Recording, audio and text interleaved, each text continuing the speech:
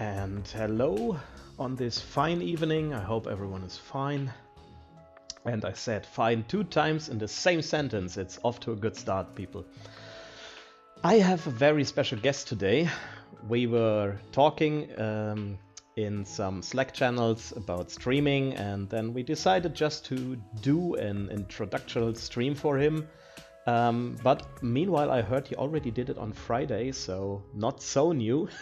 Still a special guest, and we will try to bring some order to the chaos that is the performance in some of our levels, but we will hear from him.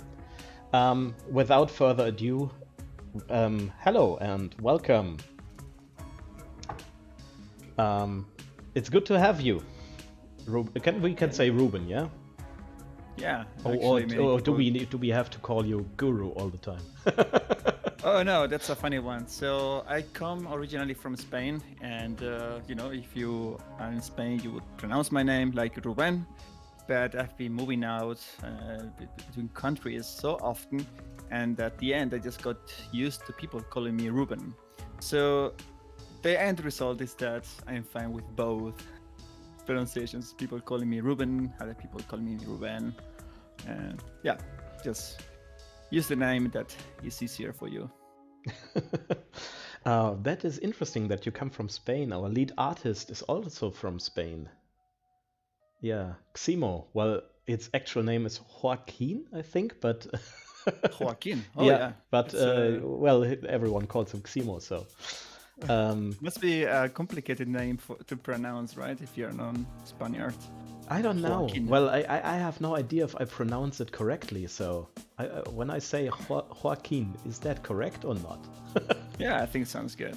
He probably gave up as well, like me, with the pronunciation, and now he's totally cool with whatever comes out. Yeah, So- I guess that's the case.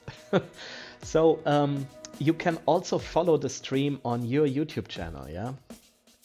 So that's actually, when you look on YouTube, the Gamedev Guru, you will find it there. For sure, give him a subscribe there and maybe a like on the stream, so we are happy. And why did you decide to go into performance and make that your I don't know, your main occupation?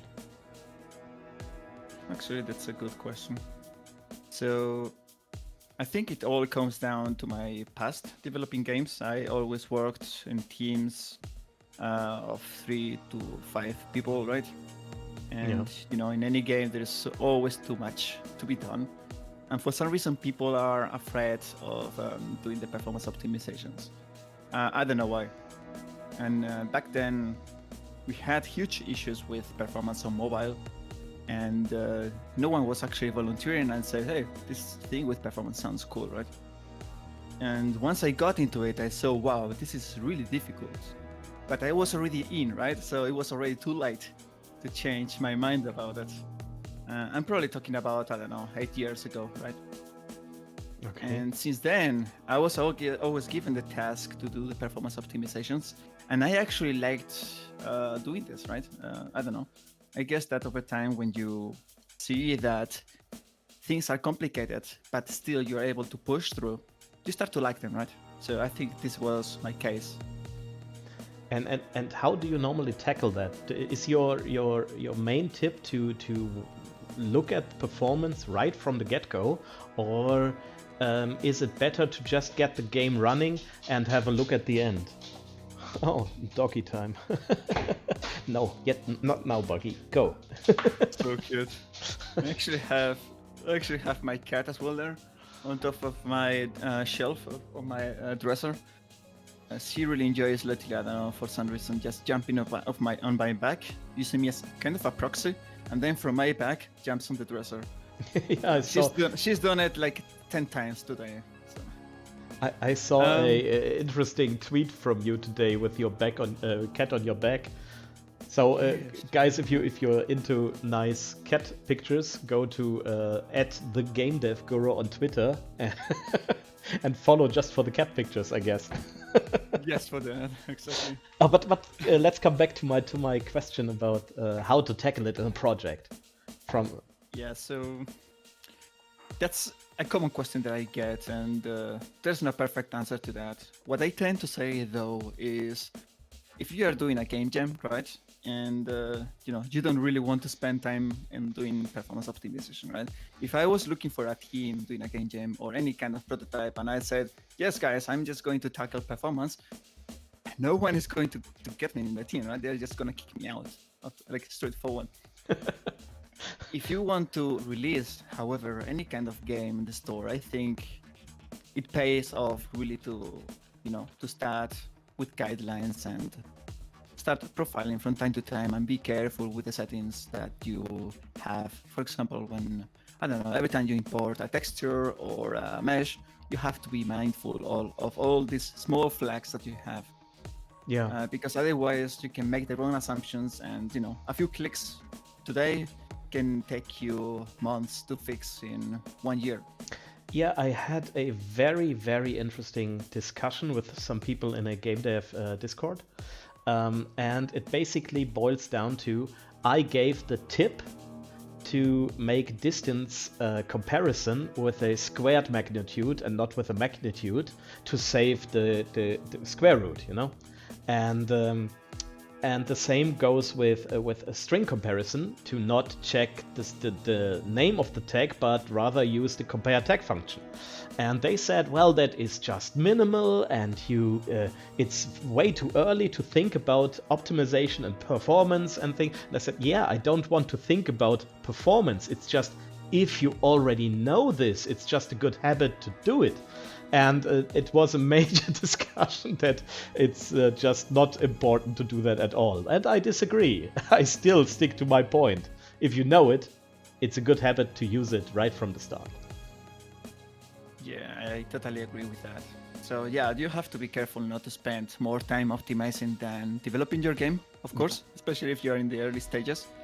But if you can do things well right away from the beginning, then that's always useful, because otherwise you need to revisit it, and maybe in a few months' time you might have forgotten how did that system work.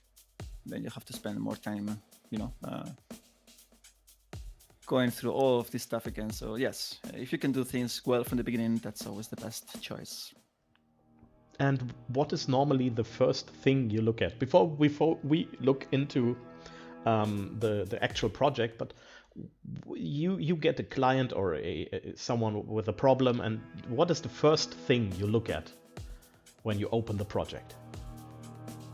Well, normally I tend to ask questions like, where do you see a bottleneck in your game, or in which moments do you see it slowing down, and also on which platforms and hardware, and all of these meta questions, if you may say so. Yeah. And then once I can form myself a mental picture out of what they're saying, then I try that they set up kind of a scene where they can reproduce this issue, or any way that allows us to iterate over, this scenario quickly, right? Once we get to that point, once we set a consistent profiling scenario, then what I like to do is to start with the stats window. This is the small panel that you have in the game view. Wait, let me jump in. We can show the people where they can find the stats window. So if you have your plain old Unity scene, and on the game window, you can toggle on the stats by clicking you don't believe it, the stats button up here in the top right corner. And there you have a little overview of what's going on. Right now the game is not running, but we can still have a look at that. Let me try to get it a little bit bigger.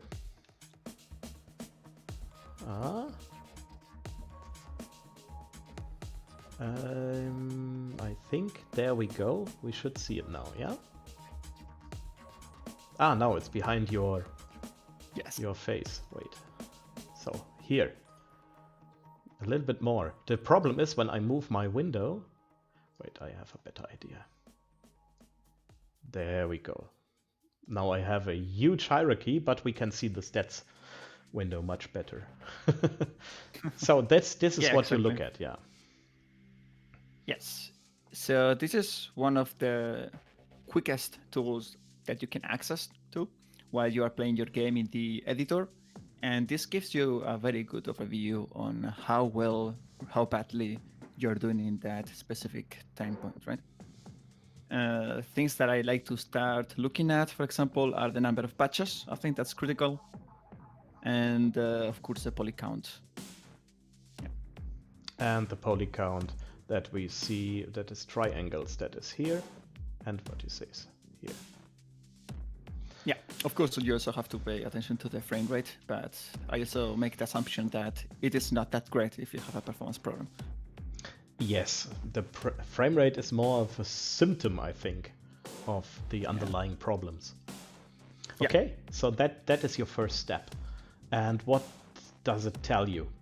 Well, for example, you look at the batches. Can you, but keep in mind, I think we also have viewers that are either new or not devs at all. So try to use layman's terms, I guess. So can you explain the number of batches? So what is that about? Of course.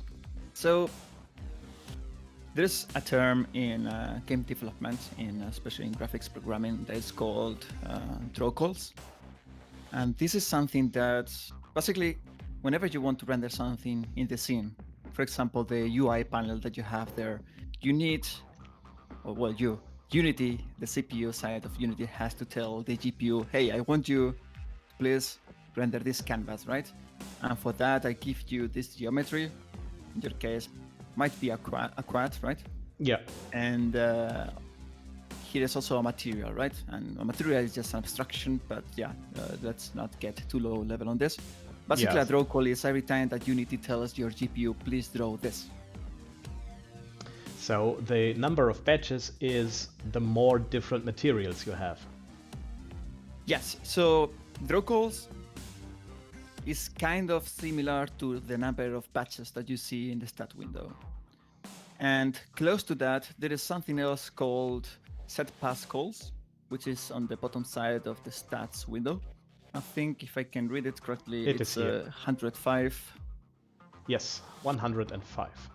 Yeah, and that's also closely related to the number of batches that you have, right? So the difference is that not every draw call has the same cost.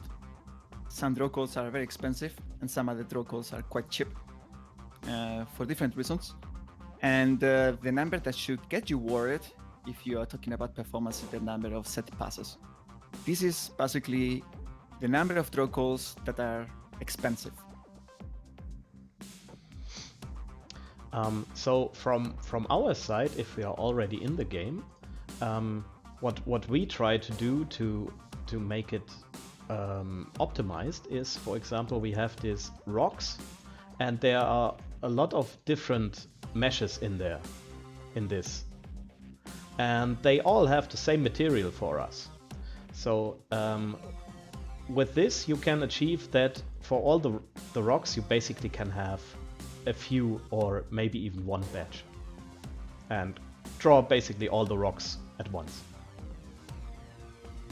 Right? Yeah, I think that sounds quite feasible. That's actually the importance of batching, which is to get all of these draw calls together into a single draw call. And the reason is that preparing these draw calls is super expensive from the CPU side, as you might already know. And the basic requirement to get batching to work, in order to get all of these draw calls merged into a single one, is to have the same material. So in your case, it looks like you've done a good job there, in which you have several meshes, but they are all sharing the same material, and that helps a lot when it comes to the draw calls. Yeah, what we also can do there, and maybe you can, if that fits your train of thought right now, but I have the inspector here for one of the objects, and I have the static setting here. So here is also something about batching. So what can this tell us? Yeah, so basically the static batching lets you batch all of these draw calls just during build time, right? So basically, if you run the game right now, if you you don't have to, okay? But if you hit the play button right now, just before you do this, Unity is going to go through your entire scene and check what objects it can batch together. And this only works if you have the static batching flag activated. Just the batch, the static flag that you show me right now, the batching one. Yeah.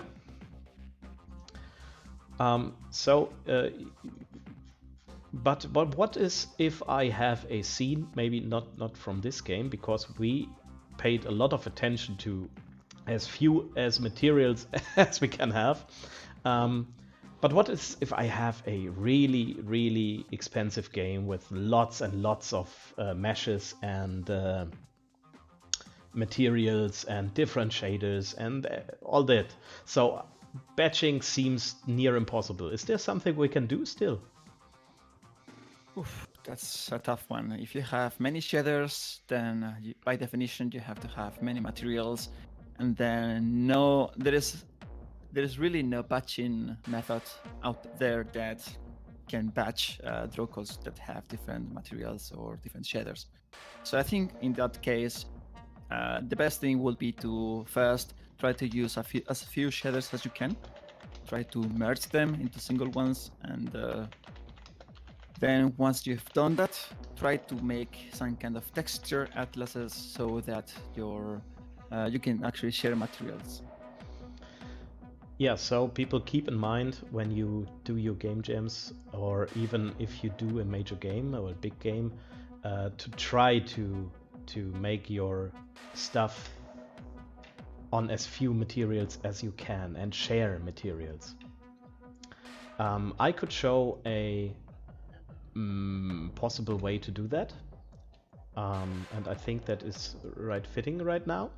So what we have here is all this metal walls, and all these metal walls, doesn't matter what shape and even what grade of destruction, because we have them in solid, we have them in just a little bit damaged, and we have them in completely wrecked.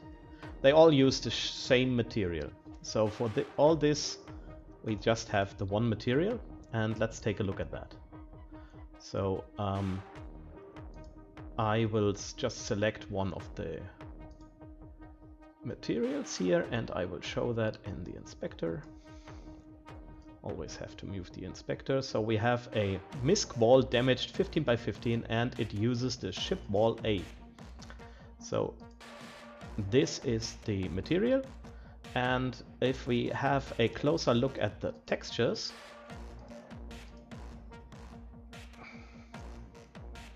there we go. Oh, I want actually to keep that window. Thank you, Windows. So as you can see, we have just a lot of metal in this one texture, and we just try to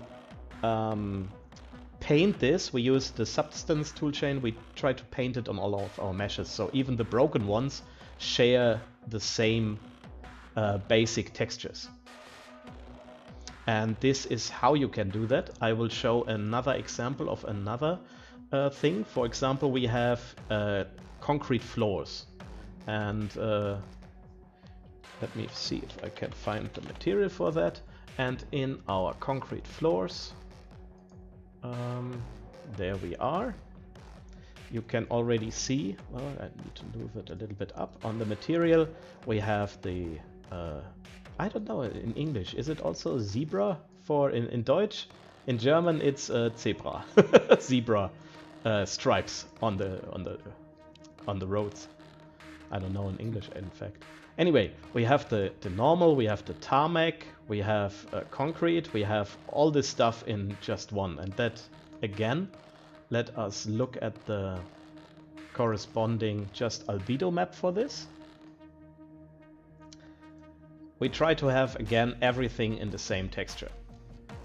And this is a way, and I think that is difficult to change later in your project, right?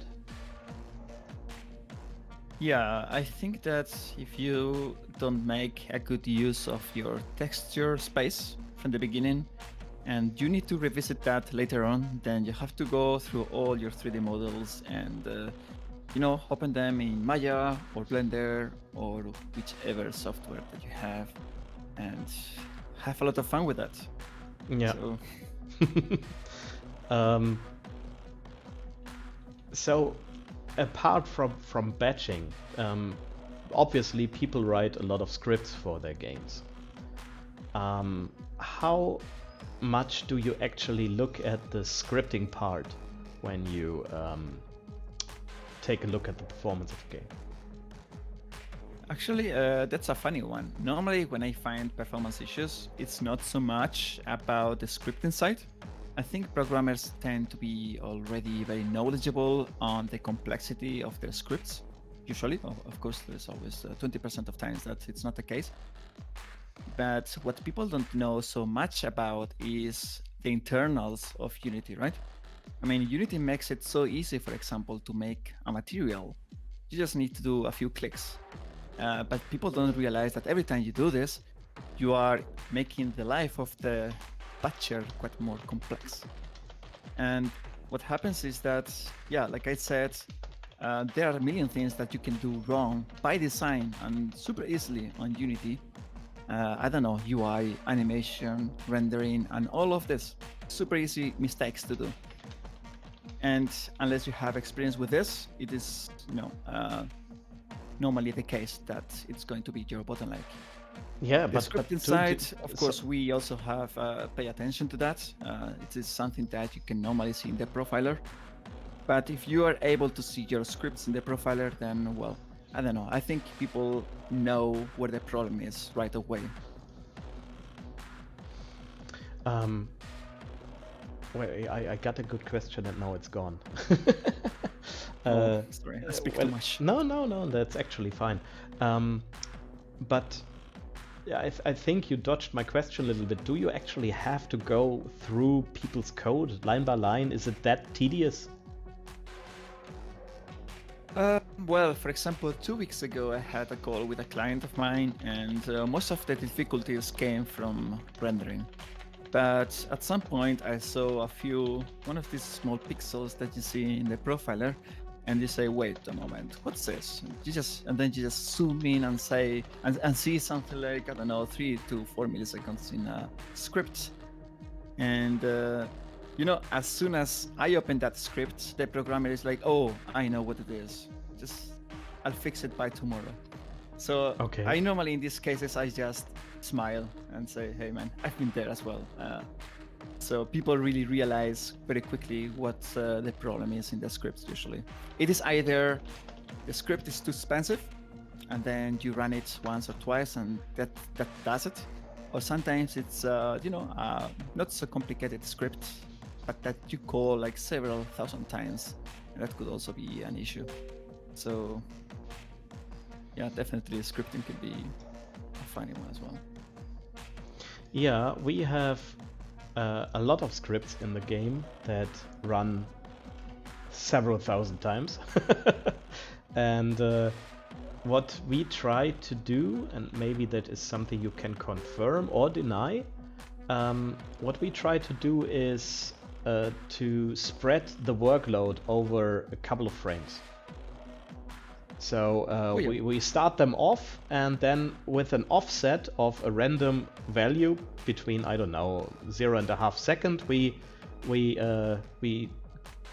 group the workload. Is that something you would do? That sounds indeed like something I've done as well. So this is a technique that not many developers like, but I think it's a very good tool to have around as well. I call it CPU slicing. I think some other people have other names for that as well. Yeah. And yes, the idea is, like you just said, to split the load of your scripts across different frames. And you typically see this when you are instancing game objects, for example. That's usually a very expensive, or can be an expensive operation. And one of the things you can do is to do this, I don't know, to limit the number of instances that you create per frame to 10 or something. And then if you need to create an instance, 100 of them, then it's going to take you, I don't know, in this case, maybe 10 frames. Then, well, you started the topic of instantiating because that is always a huge discussion. What about pooling? Yeah, I think that has its use, and the main thing about that is that you want to avoid spikes, right? Yeah. Especially if you're doing something like VR, man, spikes can bring you to the hospital. I remember once that I was playing in one of the early versions of VR and the early versions of the implementation in Unity. I was playing once with it, and for some reason, I don't know what happened to the camera transforms that kind of swapped, and I was seeing the right side of the eye on the left eye and the other way around, right? And it got me sick, like sick for, I don't know, half a day or something like that. And yeah, that's why it's very important to be careful in VR. And one of the applications for pooling in this case is to reduce the spikes, which is super important in games like in VR. So And, yeah. you made a vomit machine. Yes, a puke founder. Actually, I have one question, if you don't mind me to address. So Severance in the YouTube channel is asking regarding the game stats panel and the profiler with URP, which is the Universal Rendering Pipeline. He's asking if they are actually representing real numbers and real performance, or if it's still not adapted to the render pipeline. So I don't really know much about the URP.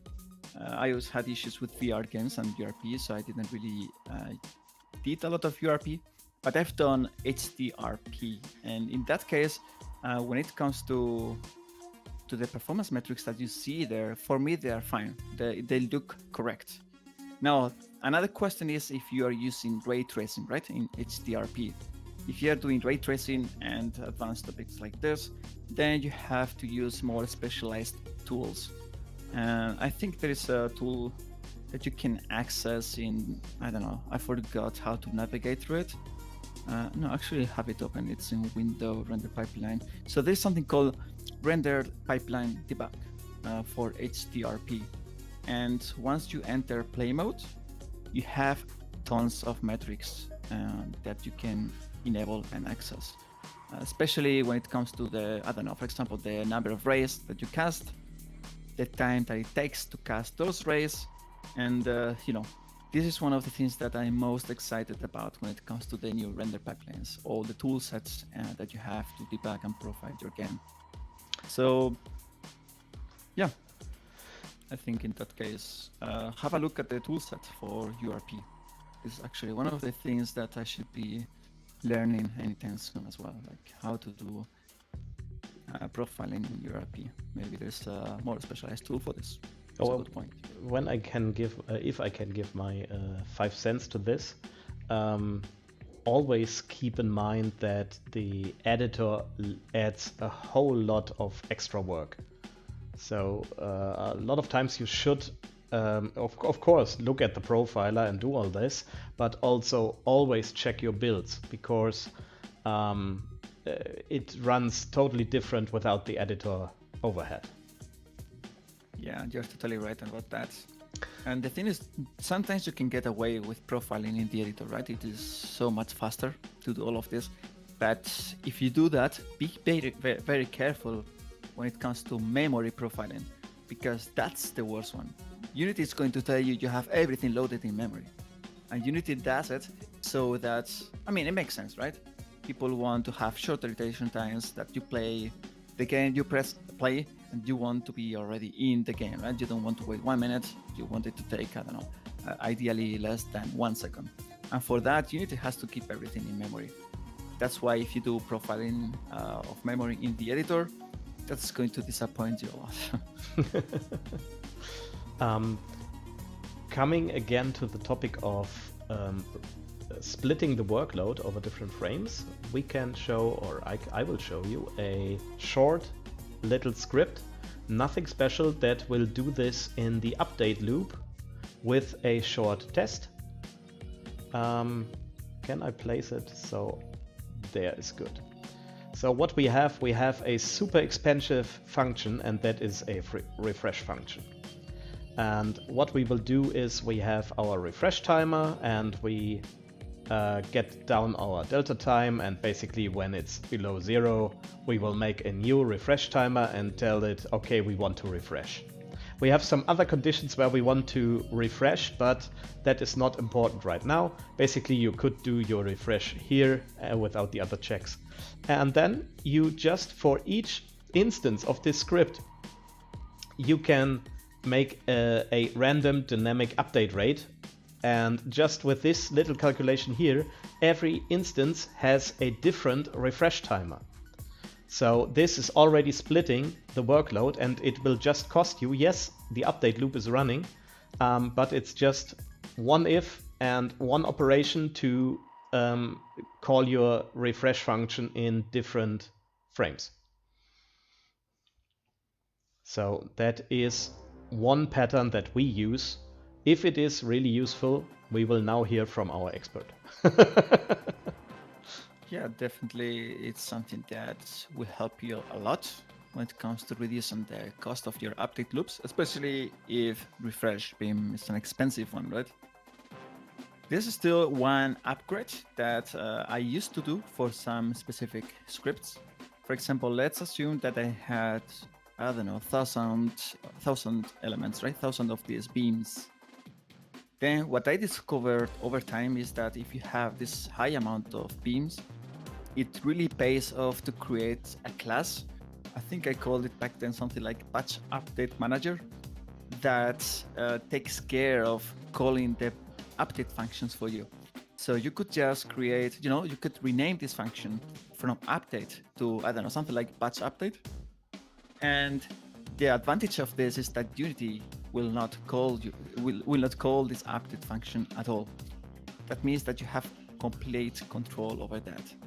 And if your condition is only about, I don't know, call half of them this frame and the other half the next frame, then you can also take a bit of complexity out of this update loop.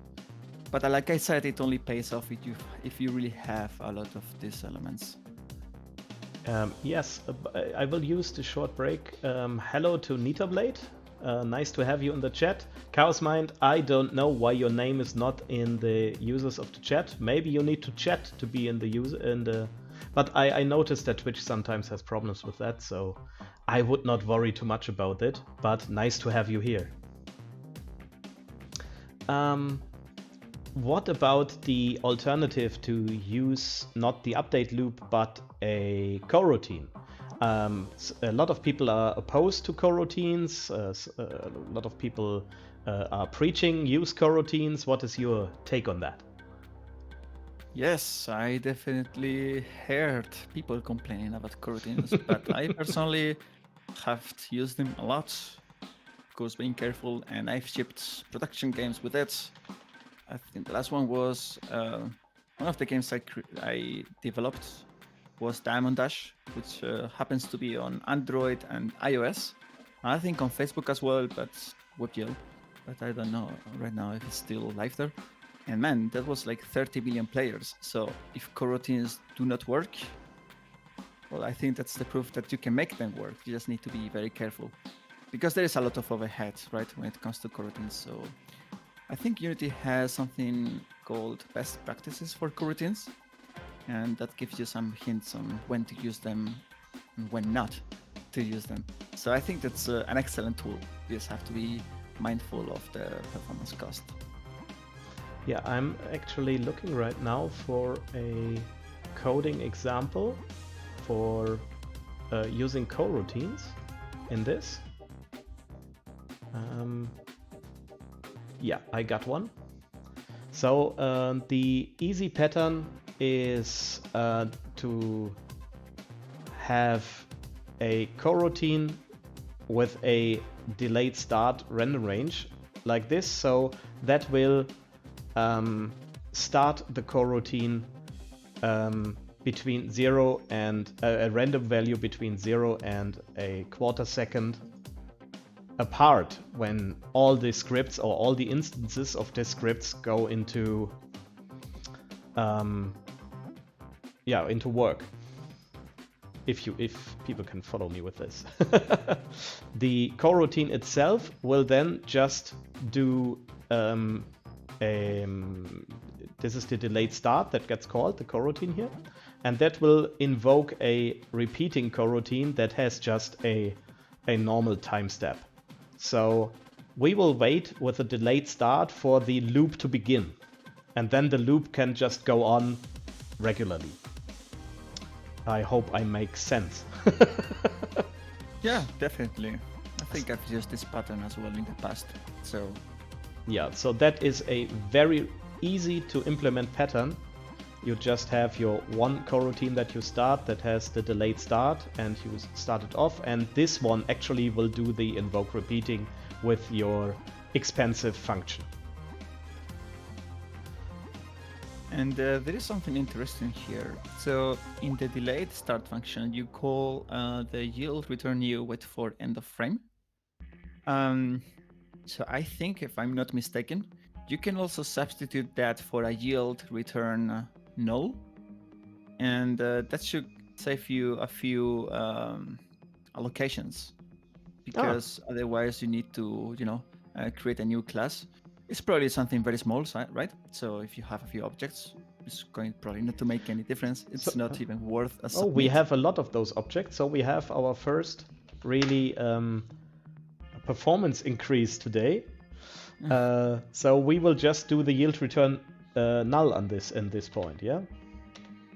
Because try it fast. I don't want to be sued later.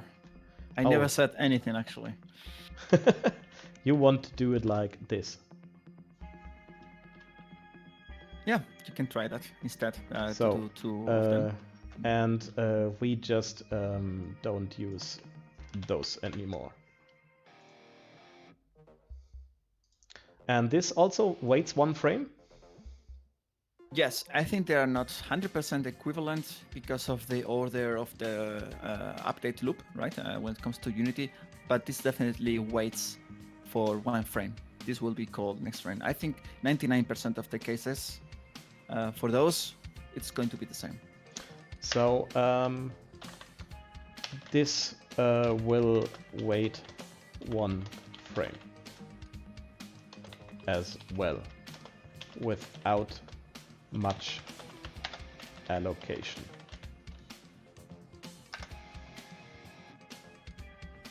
And here, for example, in the wait 4 seconds, that's also one option that you can use. If you find yourself having often the same delay times, probably it's not the case here because it's random. But in other cases, you can also cache them, meaning that if you, for example, in one script, you do wait of 1 second very often, you can cache that wait as a variable in that class or something, and then you can also just yield return that variable. That used to work, unless they changed internally how that works. That used to work and also help with the allocations. So in this case, as he mentioned, it does not work because we have a randomized wait for second here. But that is another good tip. You should take part on the Twitter Unity tip Tuesday stuff. Yeah, actually I had my first one. I think it was last week. Nice. And pretty happy about it. I managed a retweet to get a retweet from Unity, and that helped a lot. It was like, whoa, what's going on here in Twitter? Yeah, then I'm famous suddenly, and then your phone is burning. Yeah. Yeah. I have one question here, if we have time to address it.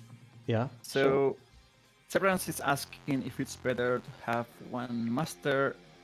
Coming back to the topic of the rendering, if it's better to have one master complex shader for all the materials, or if it's better to have simpler shaders for materials in the game. Here's my opinion on this. The thing is, what does a master shader mean, right? If it's just a gigantic shader that has a lot of these defiance and variants, every time that you have a different variant for Unity or for the GPU, that's a kind of a totally different shader, right? So if you have, I don't know, let's say a standard shader that works with directional light, and then you have a standard shader that works with point light, for example.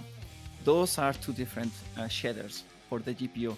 And even though you think that it's still the standard shader, yeah, for the system is like a completely different shader. So every time that you swap between those shaders, you're going to have a different set pass.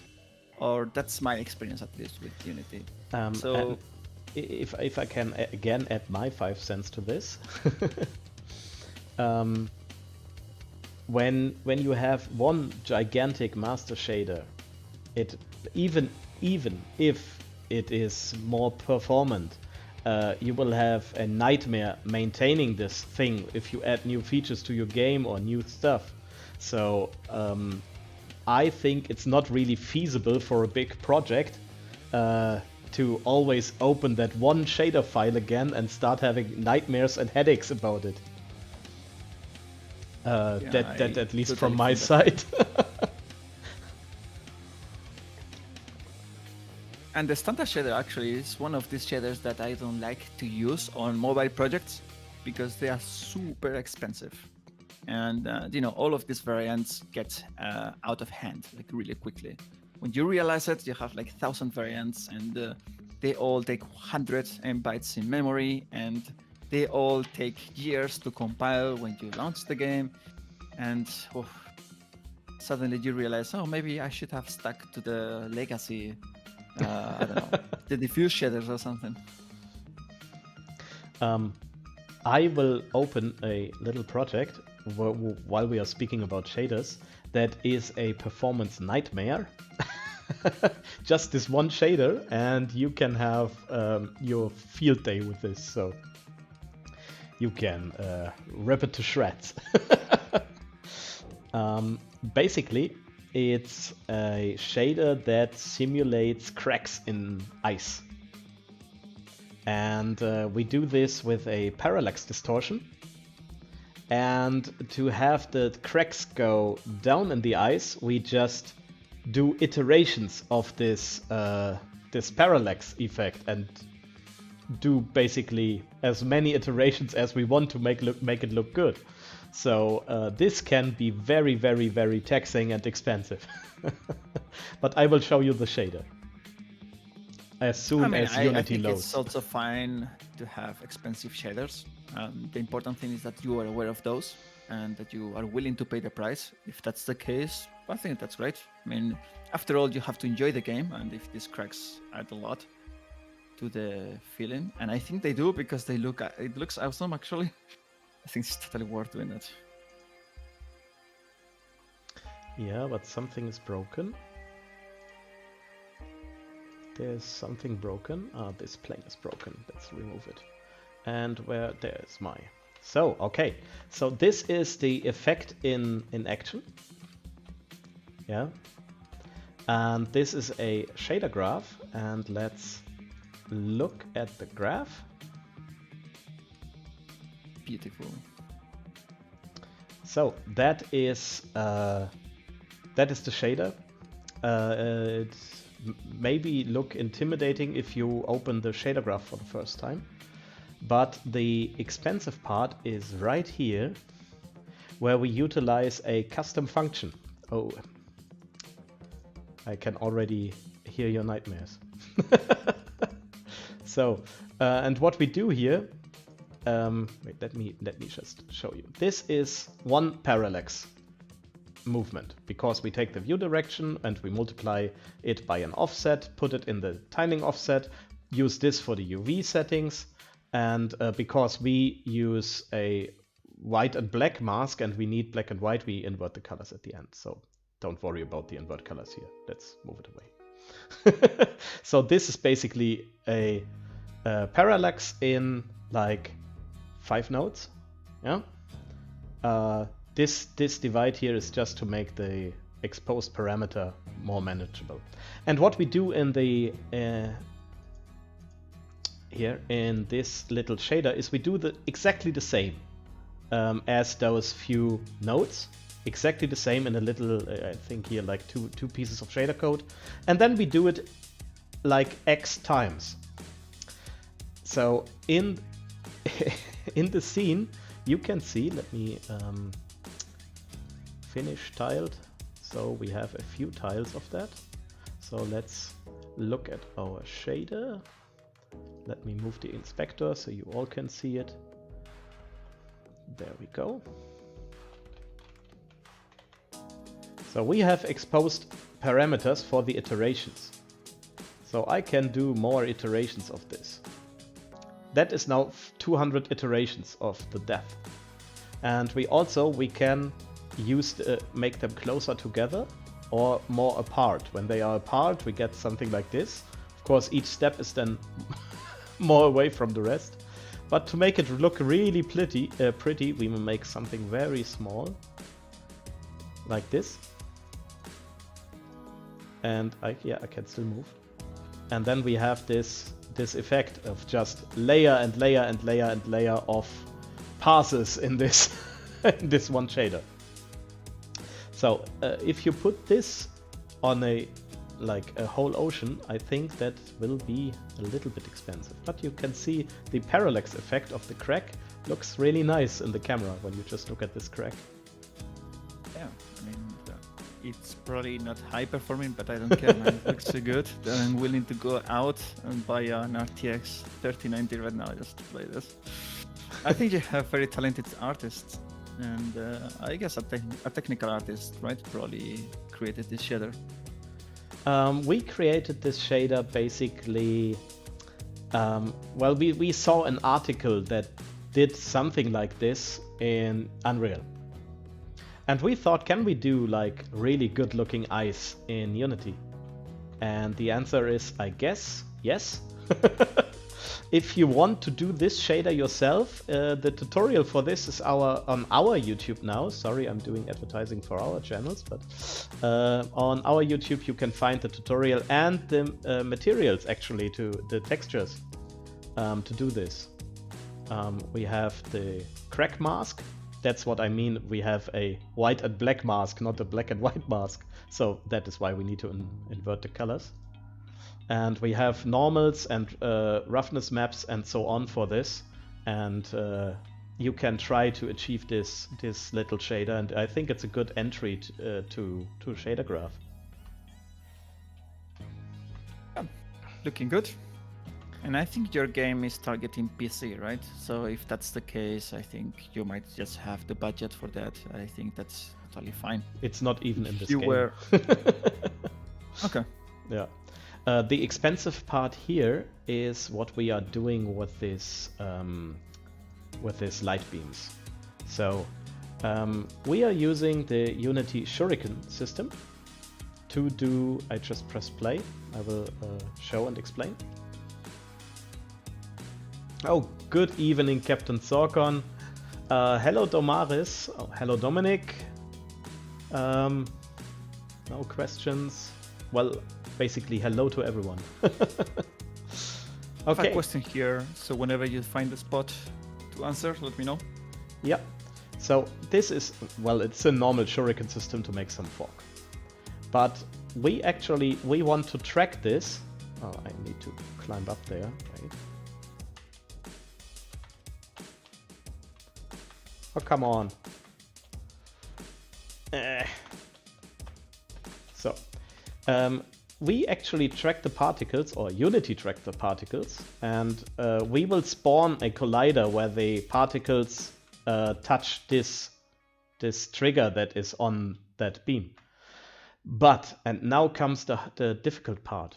I press pause for a second, and we select our player ball, because that one does not exist if we don't play. And the particle system on this, where is the actual particle system? Thrower. Where is my there's my particle system. I know this stuff is really difficult to see on stream, but basically what we do, well, what we need is the triggers rollout here. And you can see we can only put maximum number of 6 colliders or triggers in this. So what we need to do is we need to update for every fog system in the game. We need to update constantly what are the closest trigger volumes and put it in here. And this is the expensive part, because this is running a lot, because it runs not only on the ball. Let's resume for a moment. Hello. Thank you. Of course, that is the main source, but we also have down here, we have particle systems just in the world. So we have X particle systems that all need to check what are the closest beam triggers. And this is the expensive part, where we need the code that I showed before with the updating of that, the refresh colliders script. Do I still have it? Collider check, there we are. So this is the expensive function, because we need a lot of distances in this. What are the closest ones, you know? Makes sense. Yeah. Did you run this code even like, what happens if this particle effect was not visible on the screen? Do you still update this list? No. Yeah, like here. Okay, then that's one of the best things you can. Yeah, it's not running when the script gets deactivated. Then a pause is called on that. Okay. Yeah, that makes sense. Yeah, and sometimes it's gets really difficult when the beams start moving. Then you have fun. Yeah, I can imagine. And do you have any idea why this limit of I think you mentioned 6, right? 6. It is 6. Yeah, you can. Any idea why 6? That is a good question. You know what? We on several occasions we asked the devs of Unity why, and why can we not just decide for ourselves that it is, I don't know, 20 or all the triggers? Why 6? Who made this number? And yeah, we don't know, they don't know, nobody knows, but it's 6. Nobody knows. Yeah, so we wrote a system of all the beams saying hello at the beginning of the game, and get in a huge list that is static, and the script can look at all scripts can look at the list, and then we repeatedly check what is the closest colliders. And we had to test, because of course you can fall or move really fast through the game, so it still needs to work with triggers coming into the screen. Yeah. And just out of curiosity, what happens if you try to add more than 6 through code? Does it throw an exception, or just ignores you, or something? I think it just ignores it. Or even worse, it just keeps updating the last list entry. Something weird like this. Yeah. Something really weird. Yeah. Funny, it's not one of these things that I could imagine happening, right? Like before getting into, if I had to program this, I wouldn't ever think that I would run into this kind of issues. So keep it in mind for whenever I have to do triggers. Yeah, well, if you need help with this, I'm an expert I know who now. to call. So when we say in the stream title we want to take a look at the performance of the game, I think from what you saw so far, this is not a place to start, because we already did spread the workload with 2 different systems that we showed. This is just to summarize for the new viewers. This is the system with coroutines. Just delay your start and then do an invoke repeating. So you spread them out over your frames. And the other one, I think it was, where was it? Sign up? No. The other one was with the update loop. Where did I show that one? I want to show it again, so bear with me. No, that is the wrong script. Do you know the feeling when you have too many scripts open? Basically, the other one was with an update loop, and you randomize an cooldown time with a simple check when to do your expensive functions. I think it's enough when I say it. I don't feel like looking for the script again. So, coming back to the beginning of this, it means that we can look at the batches, and I will try to show that again. Let me move it right beside your head there, so you can look at it, basically. So, we switch on the stats, and we can see the batches, the triangles, the vertices, and what did you say, the pass calls? It passes. Yeah. So, and we see for this, what we are rendering out here, we have something like 350. I guess that is the median. Yeah, 350 batches with roughly 160k vertices.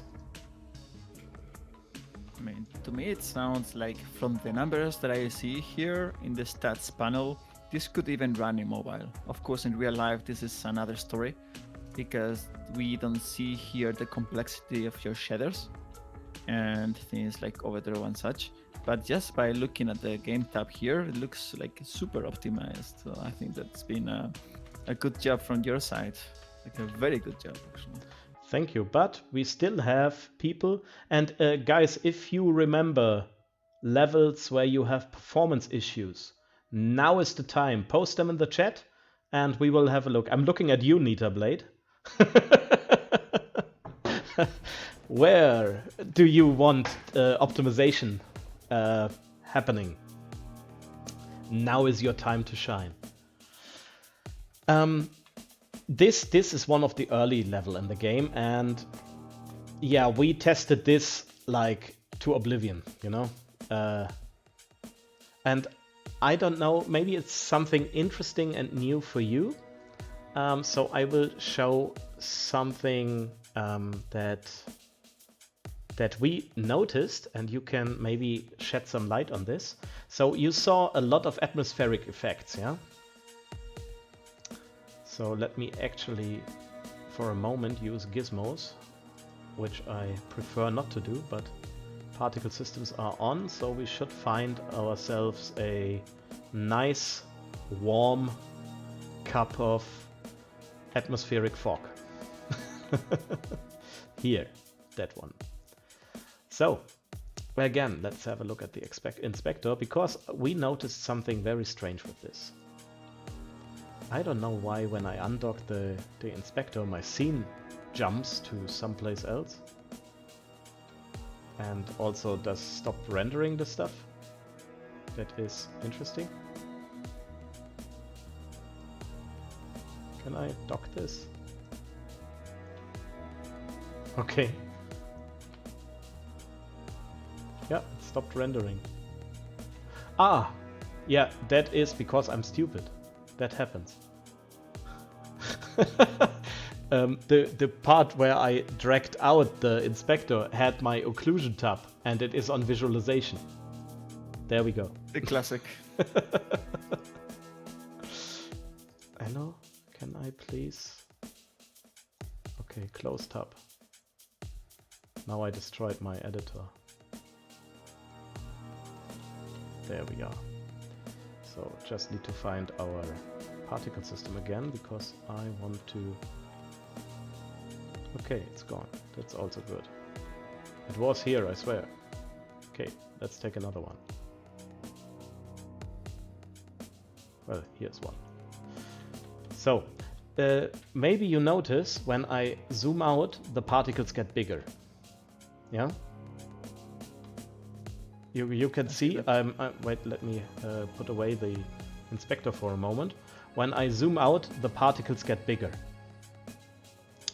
And this is a sneaky little settings that your technical artists will sometimes put in your game without you noticing. And what they do, in the renderer of the particle system, they will set the min particle size to 0.3. And in the renderer, the min and max particle size is a percentage of your viewport. So you might think, okay, but my camera is static, so what is the problem if I zoom out the camera, it gets bigger? Well, the problem is, and I will keep just go in another place of the game, like the camera is here, and you see how big the particles are. And because the particles are so big, it gets to a point where it's not possible, apparently, for Unity to cull them. So normally the culling means it will not get rendered if you're far away or a wall is in between or something. But if the particles get too big, Unity cannot cull them anymore, basically because they are so big that they go through the geometry. Yeah, the bounding box is huge, right? So no matter what you're looking at, it's going to be there. And you can achieve basically the same effect if you just do the basic minimum particle size to 0. Yeah.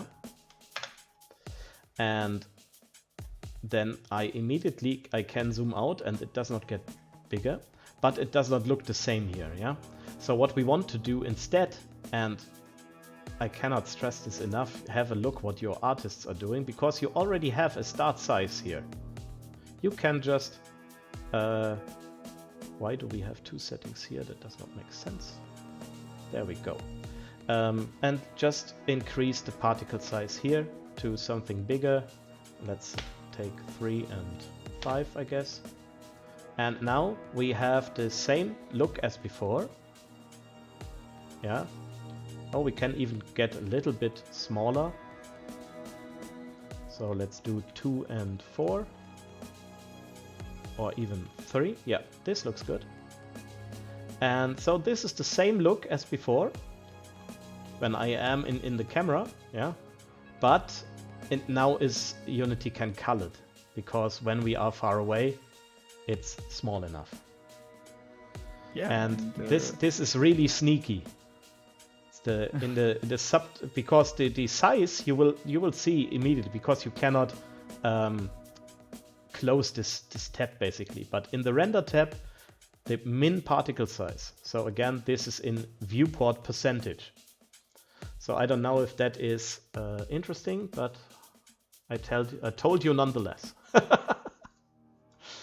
That's actually a good one. And the thing is that it's hard to find this issue, right? Unless you're specifically looking for performance problems. You have to select this particle system, you have to zoom out, and it's not obvious there, right? You have to really pay attention to these kind of things. Yes. Otherwise, like you said, sneaky. That was hard to find, actually. And also what I saw is that by keeping kind of a constant screen space size, you also have kind of a constant overdraw levels, right? You are rendering transparent geometry, and no matter how close you are to it, it's going to maybe occupy, I don't know, 40% of your screen. So you're going to be drawing pixels that are super expensive. Yes. So I'm definitely thrilled that you were able to find this out. How did you find out this issue, actually? Wait, I had a level, and it was one of the later levels. I should not look for scenes in the hierarchy, I should look in the project. So let's take a look at this level, and I will tell you how I found this. And to be honest, it took me a while to find it. Yeah, normal. I mean, most of the times, these kind of mistakes. Yeah, we have this huge, expensive level here, yeah? And you can see maybe the stuttering in my editor. So just for now, to find the spot, let's switch off effects and lighting. Ah, thank you, I can move again. And we have this view here. Without lighting, I will switch it on in a second. It looks not that impressive, but actually, if I turn on the lighting and the atmospherics, I have this abyss thing, yeah? And in this abyss thing, let's look at it in play mode.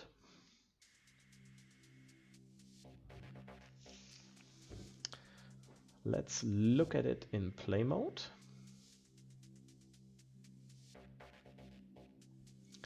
And now we have to fill the time for Unity to start the game. There we go. Oh, yeah. We have a problem. Because we have triggers that change the deferred fog settings. So let's teleport here.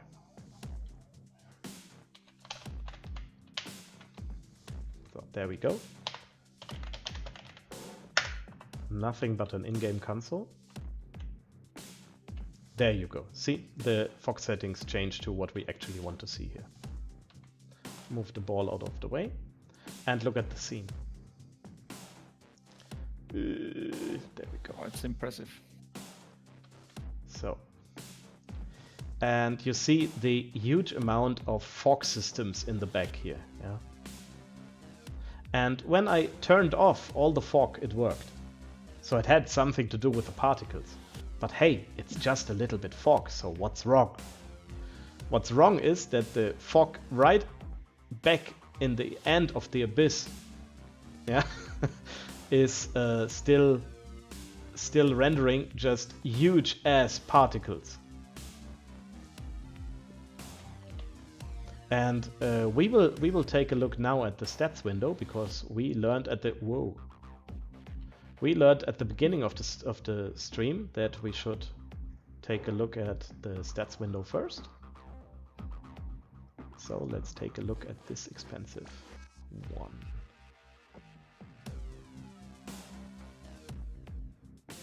Let me turn off the cheat. And we have 3,400 batches. So there's still something wrong with this place. I mean, it's already reaching the high end of draw calls. I mean, it's nothing too crazy that a PC couldn't handle. Yeah, we still have like 30 frames in the editor. Yeah, the issue with this is that you don't see problems like overdraw in the stats window.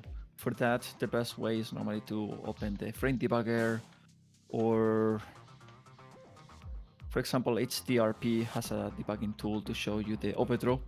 But this is the standard pipeline, so and I guess a lot of people are still using standard pipeline. Yeah. So what can we do, or maybe we should not go into that? I don't know. No, we can have a look.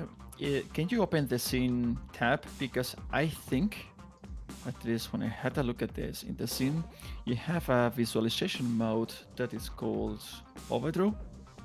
Maybe they changed the name or something, but in the past I remember that we had that.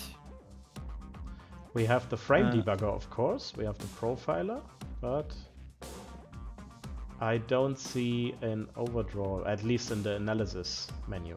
Yeah, it's sorry, it's not there. It's in the scene view and the scene tab, and not the game, but the scene one. This one. Yeah, and instead of shaded, is there Ooh. something like overdraw? I think so. Yeah. Yes. So that usually means bad news.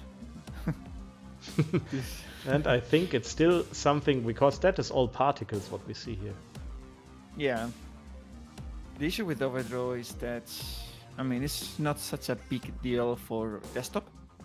It's mostly for mobile, but the issue with this is that you are just drawing a lot of fragments. And on top of that, if these fragments are running a complex shader, a complex fragment shader, then you are reading and processing this data, these pixels, and writing back to the frame buffer. And this increases a lot the memory bandwidth that you need in order to render these effects, right? Yeah. It is memory bandwidth, and it is also the complexity of the shaders themselves.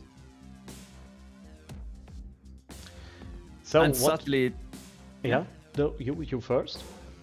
No, and sadly, this is one of the things that you cannot really see here in the stats window. So you have to dig into the frame debugger or switch to a visualization mode like this. And this happens mostly because there's a lot of transparency. Yes, which is exactly what is happening here. So again, how we found this, and I have to change the Unity window for this, I think. Okay, this one. Take. So it's getting a little bit small, but basically you have your scene tab and you have a drop down with different shading options. And the normal way to do it is the shaded one, and this is your normal C view, and you can get this on miscellaneous overdraw. And then you have this view. So you are absolutely right, there is a lot of transparency going on, and of course this is all from particle systems in this. Yeah, you see what is going on here.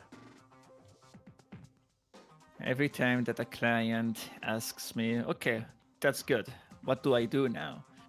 I always say something that the artists especially dislike. They usually tend to hate me for that, which is just to remove layers of transparency. That usually means just getting rid of particle systems. Although there is also another approach, which is also to reduce the cost of your shaders. Probably going also for additive shading instead of alpha blend, because additive tends to be cheaper as well when it comes to. Well, let's see what they are using. Well, it uses the, yes, you're right, it uses the additive. Yeah, that's good news. It uses the additive. The legacy shaders particles additive is in this case right now. That's a good one. And also, well, it's a particle shader, so normally, the rule of thumb here, the particle shader is to draw like lots of just quads and into your scene. So it's not the wrong shader for this situation, in my opinion. And what we also did is we already reduced the amount of particle systems in the back, because as you can see, we have our deferred fog. So this one, when I go out, that is in the depth of the scene, and you will find the deferred fog settings on your window and rendering and in the lighting settings. And in the lighting settings you have the other settings, and there you have the density and the fog color. And basically you have to switch it on. I turned it off. There we turned it on.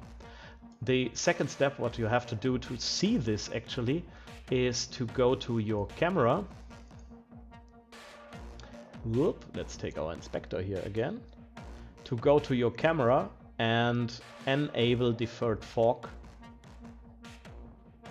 on your post-processing volume. Not on the volume, on the layer, of course, sorry. So let's do the other scene.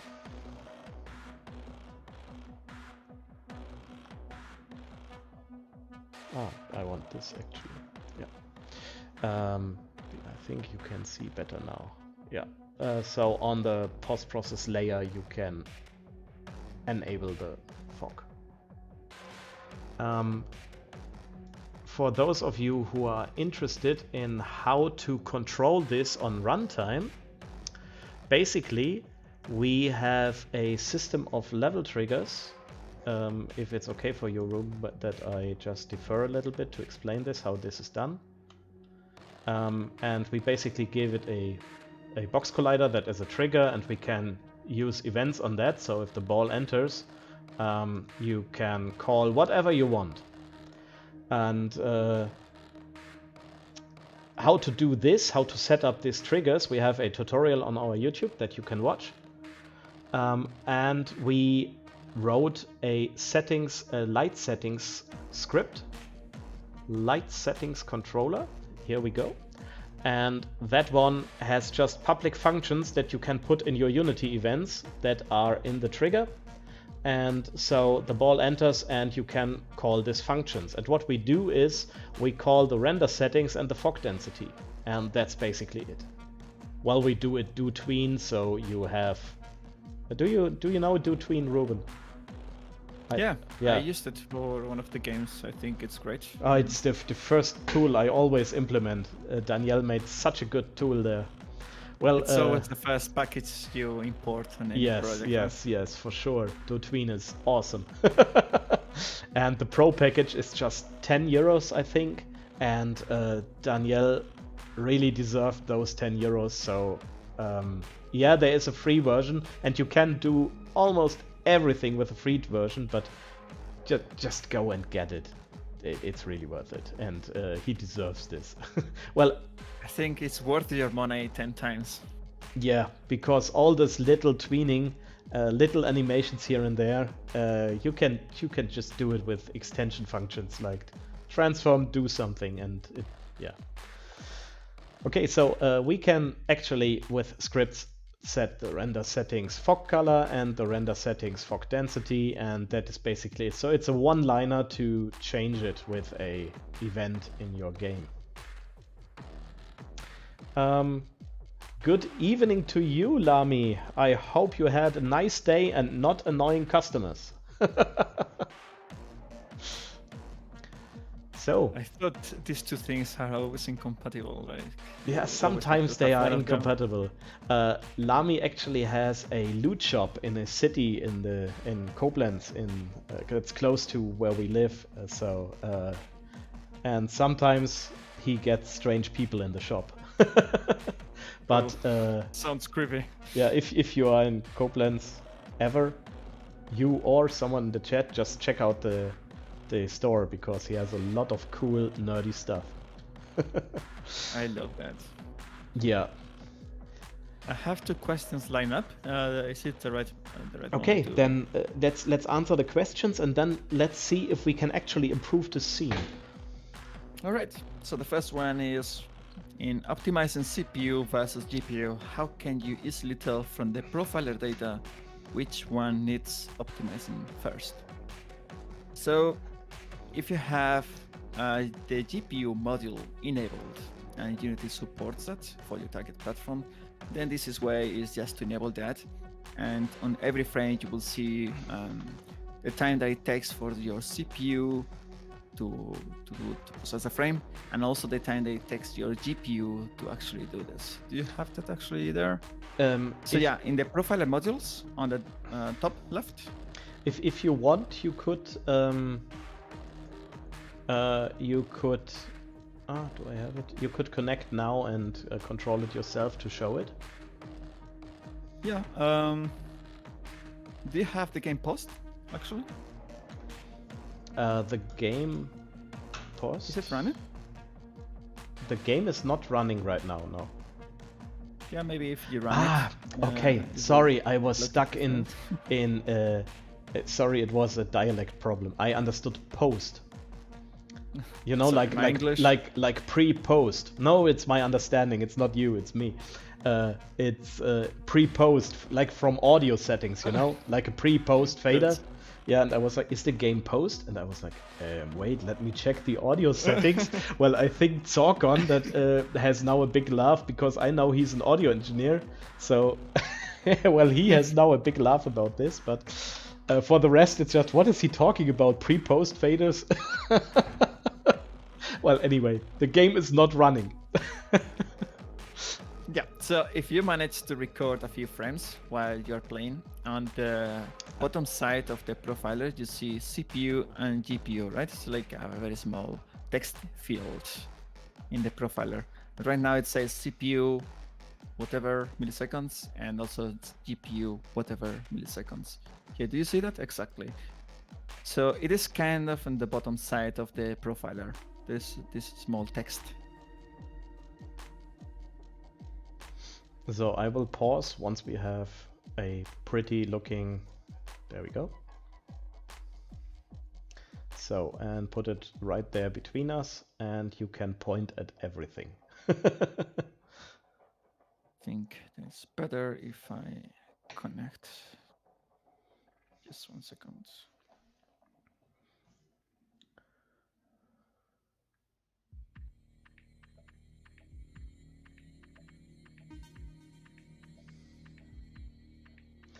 Yeah, and we know for now we should wait until I have just my camera picture or something, because the window popped open.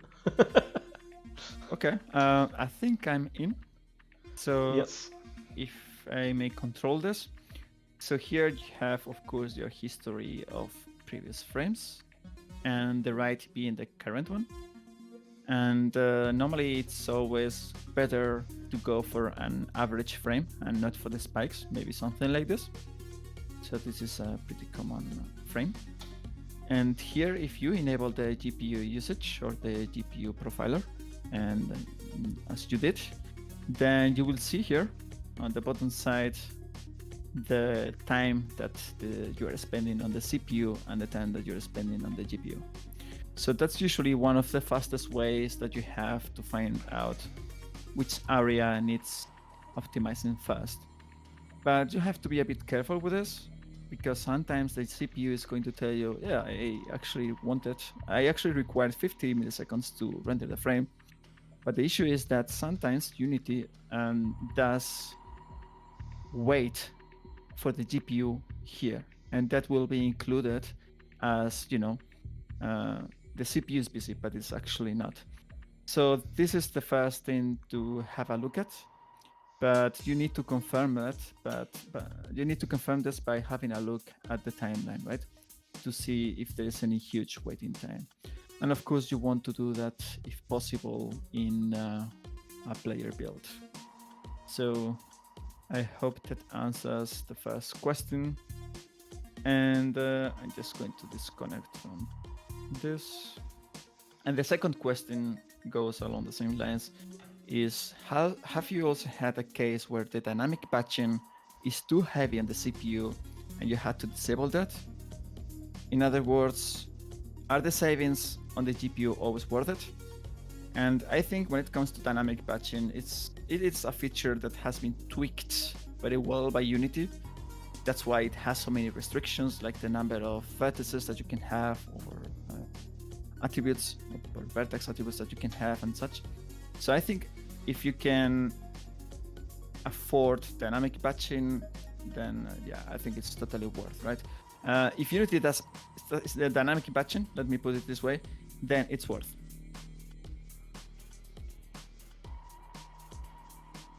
So yeah, I think those were the only two questions that I had to address. Oh, okay. How do you start when, I think that if I might add a question, when you look at this, it might be overwhelming and confusing, like all this information being shot at you in this window. Yeah. What is a good way to not get lost? Usually start in the main thread, right, of the timeline, and zoom out as much as you can, and then have a look at the biggest blocks first. So in this case, there's I cannot read it very well, but it looks like there is some work being done in coroutines, and also the rendering section, right? Of course, this is a profile that we are doing in the editor, so we might see things like editor loop. Yes. Don't pay much attention to that. But here you can tell that maybe rendering is, 40% of your frame time. I just made it up for 40%, but I think it goes along these lines. So just focus on the big blocks first. I think that's always the best approach. Try to fix those first, and I think that would be the best advice when it comes to profiling and not getting lost. Let's see, what do we have here? Collider check we have, and this is one of the functions we were showing off. The collider check is what actually checks for changes in the collider and puts the colliders into the fog systems. So we have a whole bunch of those. Yeah? Yeah. Depending on how much fog systems we have. So yeah, you can start having a look here. Maybe you can optimize the cost of these calls. Maybe you can try to do some multi-threading through jobs system or dots. But I have to say this is also a big time investment. So it's not always worth the time that it takes to learn a new programming paradigm. You can also have a look at the rendering section, right, which is taking a long time. There you see that the rendering of the opaque geometry is also taking a considerable amount of time, 13 milliseconds. So sometimes it's just easier to improve batching instead of your scripts, I have discovered over the time. At the end of the day, what is really important is you just need to be within your performance budget. If it's, I don't know, 20 milliseconds, then it's 20. You just need to optimize whatever you have there in order to reach that point. If it's physics, then it's physics. If it's rendering, then it's rendering. And that's the only thing that matters, right? That you, at the end of the day, get to this number. Yeah.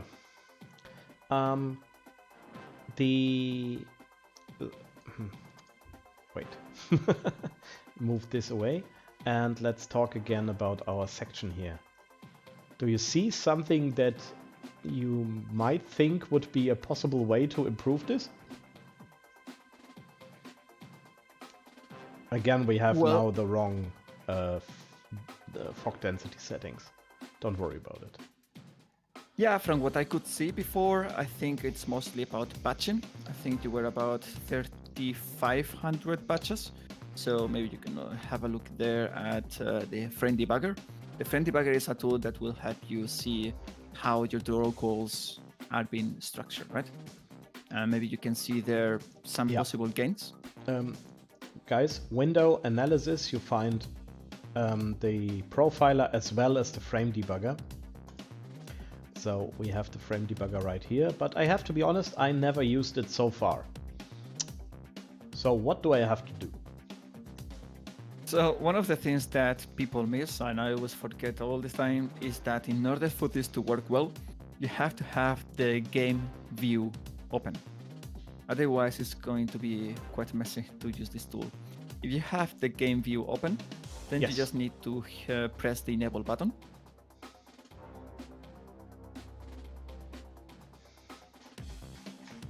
Yeah. And then you can just go through the list. So if you click on one of these draw calls at the beginning, one of these static batches quite at the beginning. Okay, this is the first one. Yeah, you will see how Unity manages to draw this over time, right? So if you use the down arrow, you will see how Unity draws every single draw call on top of each other. So, yeah. Just keep going down, and then you see, this is a very cool way, by the way, to understand and learn how graphics work, right? Yeah. So usually the first things that get drawn are and I see a problem right there, which we can improve here. Which one? Can I shut this off? Yes. Because it was drawing things that are not important. That did not get culled. We saw, when I stepped through it, we saw a bunch of containers being drawn, yeah? I see. But the containers are not on this side of the wall. They are on the other side of the wall. So the settings of this wall are wrong. Is it about occlusion? I think that is an occlusion problem, yeah. Okay. So the stuff gets still drawn even there is a wall here. You know? So let's look at stop the game, turn off all this stuff so we can see. So this is the wall in question, and let's see if it will make problems for us. It will. That is the problem with big objects in your scene, guys. So why is this a problem? You will have problems. Or first of all, should I explain occlusion culling, or do you think we can just skip this part? No, I think a very quick overview on the two. So basically, we talked about culling before, and when we talked about the particle systems, and the problem that we had there with the culling what culling does is to throw away stuff we don't want to draw, we don't want to spend time on. And occlusion culling is to throw everything away that is occluded, because we are drawing from the farthest away to the closest. So why should we draw stuff that is behind the wall? Like in our case right now, why should we draw the containers that are behind the wall? So Unity does its own occlusion culling, but you can also bake the occlusion culling so it goes faster. And this makes sense if your level doesn't move away. You can bake the occlusion culling. Interrupt me when I say something, yeah? That is not correct. And we have, of course, static settings for our stuff.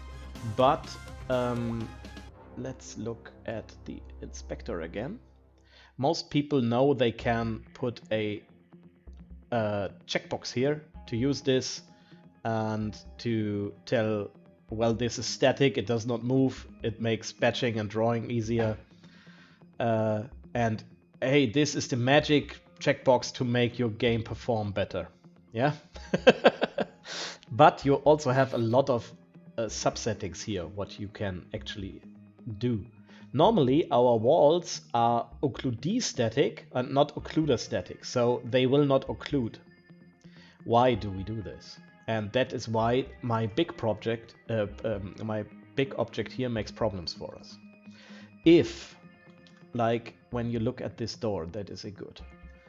So we have always a view from the side. So we look at the ball from the side. So we are on this side of the wall, and the ball goes through the door, so through this object. So that means that the camera is passing through this.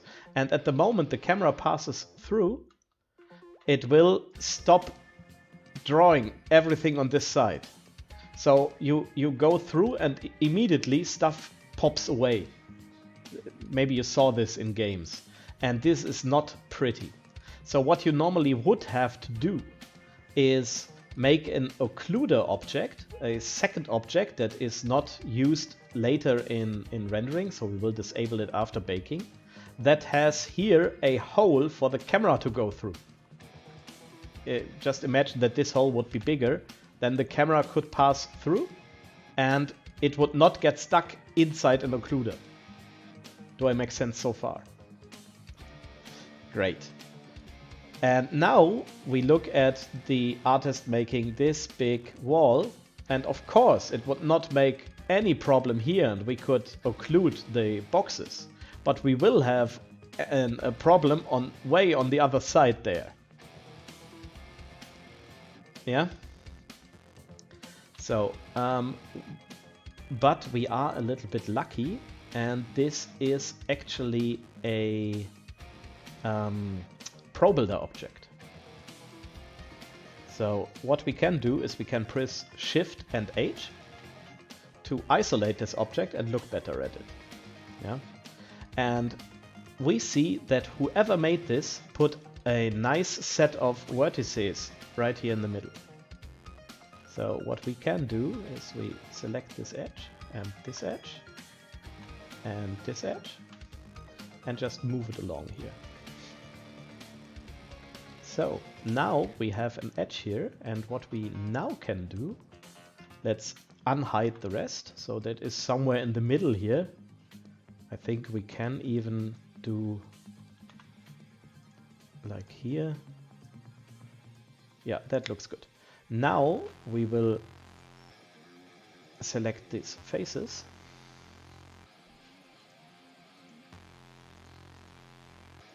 And this all just works because it happens to be a Pro Builder object. And we can hit on the Pro Builder window, detach faces. Now we have a new object. That is this one. And this new object, we can unhide the rest.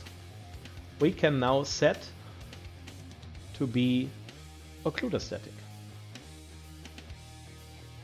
Then we could go to Window and Rendering, yeah, Occlusion Culling, and we get another nice window. And there we can bake. But before we can bake, I think I showed this to Ruben when we talked about the stream. We and I mentioned it briefly, but we have a bunch of, where's my hierarchy? We have a bunch of hidden occluders already. So we need to uncheck. Oh, in this level it's just this one, okay. That could also be an issue, by the way. And we will then just rebake the occlusion. Wait, I do it off here. Well, basically I just difficult to show. Click this bake button here. So in the occlusion window, go to bake and hit the bake button. And then we see Unity calculating the occlusion volumes. Little nice blue boxes. And we are done. And right now, if we go back, of course we need to hide our occlusion volumes. Because we are done baking, we don't need them anymore. So let's look again at this.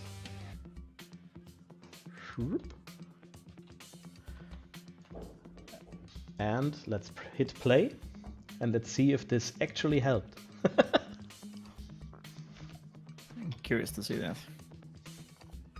Well, in theory it should work, but you know how that is with live fixing stuff and Yes. things that should work in theory, yeah?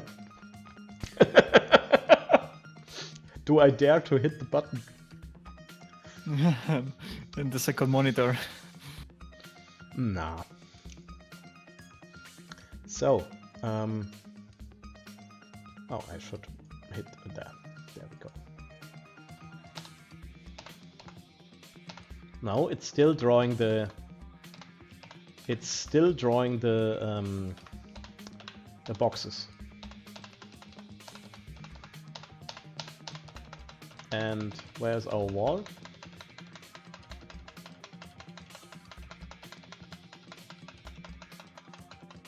It's still drawing like little elements there. Did you see? Yeah. Like weird. pipes. I saw pipes there. You see there the pipes popping in. Yeah. And there's the bottom part of the wall. Well, all those elements. There's the rest. And there's the wall. So the question is, why did it not work? I think you have did you ever try the visualization mode of the occlusion collision window? Sure. That is a good point. And also another point that I was thinking of is, why is this wall being rendered after all of these objects that you have behind it? Because ideally, when you're rendering opaque objects, you want to draw front to back. That way you can reject the fragments that are behind this wall, right? So might have to do a bit with the size of the wall or with the origin, because Unity is probably not doing the sorting correctly for some reason. But that's maybe another topic. Well, I saw a not nice dressed wall. Look at this. That's ugly. Who did this? Well, do you see the beam is too short? I cannot unsee that. Concentrate. It's not there. It's not there. It is not there. So why is it like this? Yeah. I don't know. Normally it draws the stuff that is furthest away because it's partly visible, and then draws on top, on top, on top. At least as far as I know. And I think so, the reason... I think Unity thinks that it can see somehow through this. So to see that, to check this, we can take again our occlusion window and take the visualization tab.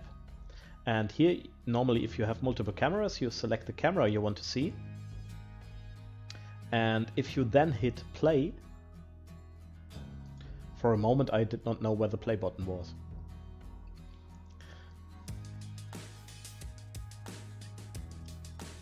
If you then hit play and then wait for Unity to start, there we are. And in the scene, Why can I not? Why does it not work? Oh, it works. It just seemed that it is not working, but it is actually working. So why does it draw all this stuff? Well, it is in the view frustum. The white lines are the camera opening frustum. Yeah. So it is technically in, but it is still behind that static wall because we made that wall static. So I don't know why this is visible.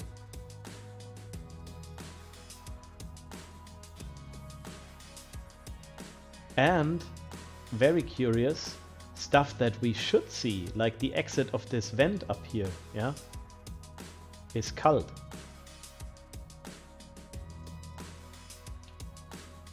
There, okay, it is not in the frustum, so it's okay. There's the... Do you see it? Yep. Up there, yeah. So that is actually correct, but the pipe gets drawn, and the inside of the vent gets drawn, and basically all the stuff behind our now static wall gets drawn. And I have really no idea why. So let's look at this wall again. Maybe I did something wrong. Well, it tells us it's static. Come on. Do you have that issue that when the game is running and you click a static object that Unity needs like 30 seconds to show you the inspector? Actually, never had it, but I know that if you are doing this in the play mode, Unity will show you, instead of the original mesh, it will show you the static patch. So it might be huge. That could actually be the reason. Okay. So we see it's occluder static. So, and it should not be a well, this object is of course it's just a plane, yeah. But even a plane should be occluding the stuff behind it. Right? Right. I'm so sure about it because I really don't know. But I know that many of these systems, probably not cooling, require volumes. I would expect this to work still, but yeah, that could be the issue. I don't know. Have you used occlusion cooling in the past with planes and 3D meshes that had no real volume successfully? Do you remember? Actually, now that I think about it, but that is easy to test, yeah? You're up for a little test about this? Maybe put a cube or something there. I don't know. So I have an empty scene here. And I have a main camera somewhere there. And let's put a cube in the scene.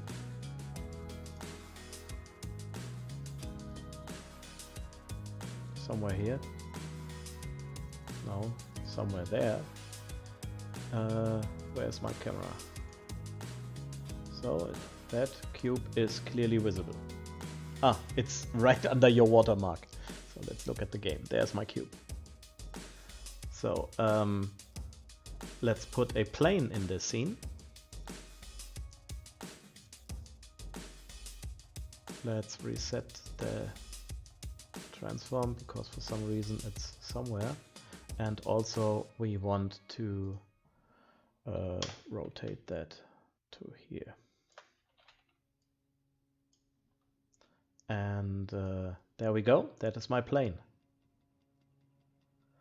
So we can set this plane to just static. That is basically all the stuff is checked. Yeah. So it is a occluder. And then let's do our occlusion culling. Bake it, bake. No occlusion culling has been baked. Why?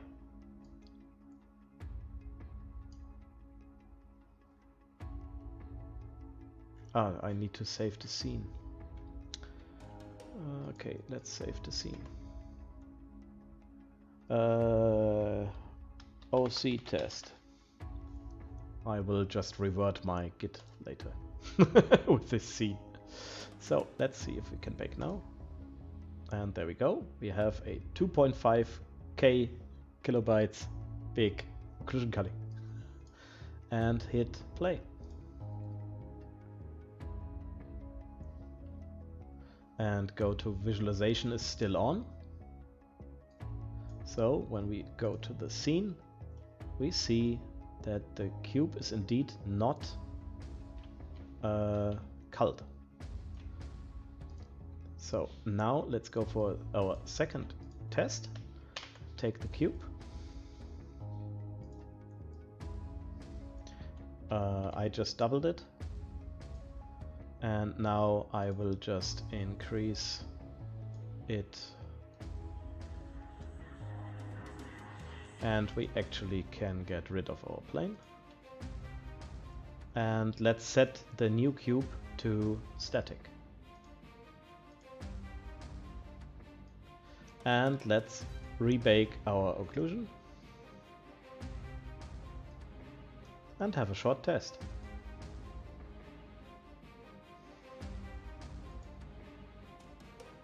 Well. What now? That's funny. So let's make another test. Let's set this cube to occlude static. So it is. We tell basically the engine this will not move when it does our occlusion culling, baking, and we will rebake this. Visualization is on. Last test, and we already see it's gone, by the way. So this is now gone, and our last test will be we take the camera and let's move the camera through this, and there's our cube. See? Now I wonder what will happen if you change that wall from a cube to a plane. Exactly. Now we will put the plane back in and disable our cube and do occlusion baking. So, and hit play. And the cube is gone, right? No, it's there. Is it? It's gone? Is it there? I'm not sure. Yes, it's gone. I was just confused because the plane was also gone, but we are just looking through the back face. So, so it works. So that means that our boxes are not set to static. They have to be occlude static for the wall to work.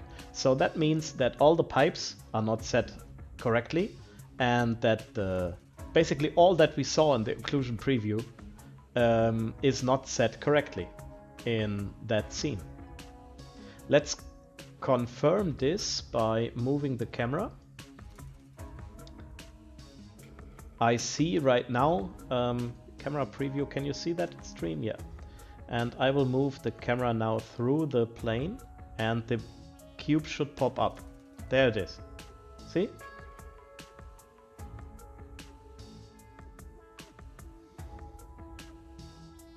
So it works with planes, but for it to work, the objects behind that have to be static or at least occlude static.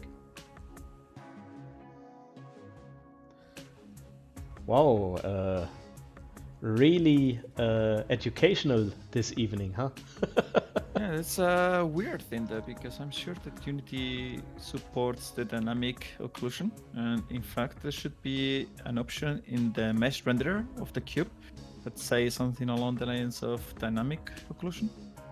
Let's have a look. But I guess that's The maybe I mesh- misunderstand how that's supposed to work. Well, the checkbox for dynamic occlusion is on. Yeah. So, next question. If it's not occlude static and the dynamic occlusion is off and we do baking, is the cube still gone when we press play? No.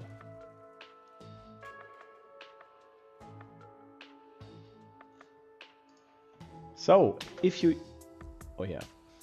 If we use occlusion baking, and I think this is, then the dynamic occlusion does not work anymore. So if we go back to our problem in this one level,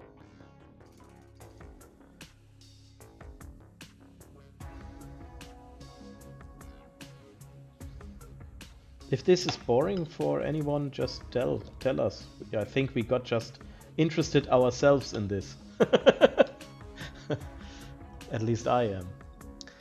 So, our theory would say that all this stuff that is rendered in there, because we still assume the camera is there and looks this direction with this right now.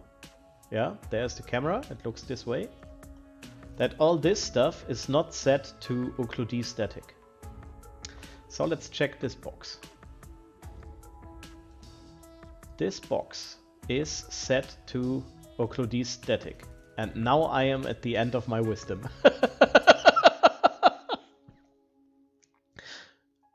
By all what we just tested, it should not be there. Also something else you can try, because I'm still not so sure about the Pro Builder mesh, right? Maybe there's something weird about occlusion and, you know, the yeah, Pro right. Builder So system. let's just put the plane there and test, okay? Yeah. So we take And the this. other option could be that you could just put exactly this Pro Builder mesh into the test scene if you still have it around. Both are, of course, should be equivalent. Oh yeah, we can do that in the test scene because we can see a little bit clearer what is happening. So my test scene was the OC test. Don't save this scene, but where is actually my cube? There it is. And there is my plane. So in order to test this with Pro Builder, we will just take the Pro Builder window and tell we want a new shape and we want a plane there. We don't need all this vertices, so we can tell it, okay, 10 by 10 is okay, but we don't need any segments. Now build that, it built, so we can close this shape tool. And did I not press build? Build it. Thank you. Now I can close it, and here is my Pro Builder mesh. That is now just a plane. We will rotate this as well. And as the other, it's almost at the same location. Yeah, it is. Let's move it a little bit. So gray and gray is always good to see. So now it's exactly where the other plane is. Yeah.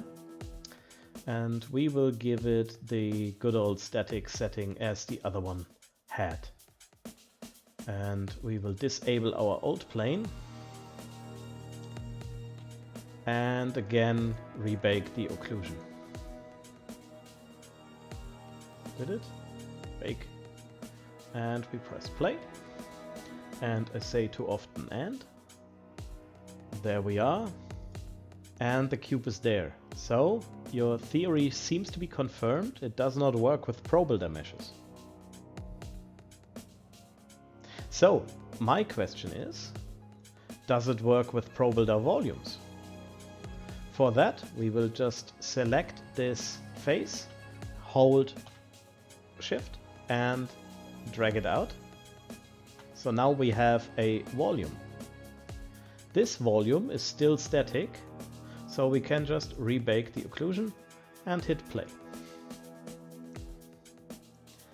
And it still does not work. Oh, and the cube is totally static, right? Let me see. To confirm. No, yeah, you're right. He's not static. My last test was. So let's make this a plane again to repeat our first test, and set the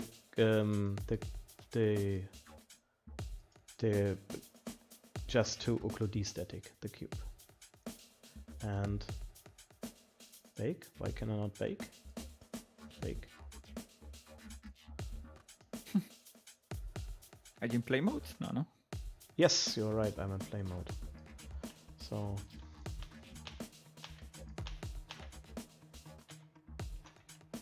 great. Okay. I need to delete a few faces. Does this thing have a back wall? No. Then it's not really a volume, by the way. I just dragged it out without closing. Delete faces, so it's our plane again. Good old plane. Back there, just to check. The plane will be static. The cube will be occlude static. And we want to bake. We want to hit play.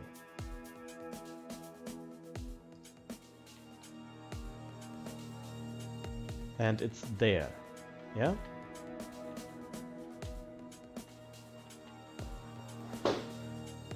So, just to confirm, the panel. Hey, why is it there? The other panel is also still there. And that worked before. So why does it not work anymore?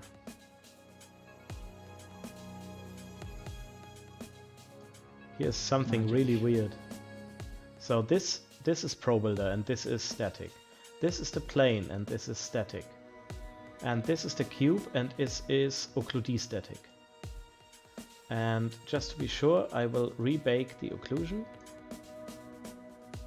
and have the visualization on. I did not have the visualization on. So now let's disable this one, because that is the old test. And now we really have to bake again. So, and confirm our test. So, cube is there with a plane. Good. Now we will do just a new shape, but this time we want a cube. And I hit build. Yeah, I hit build. So we have a cube that is right over there. So let's reset that. It has another pivot than the Unity cube. And just stretch this out a little bit.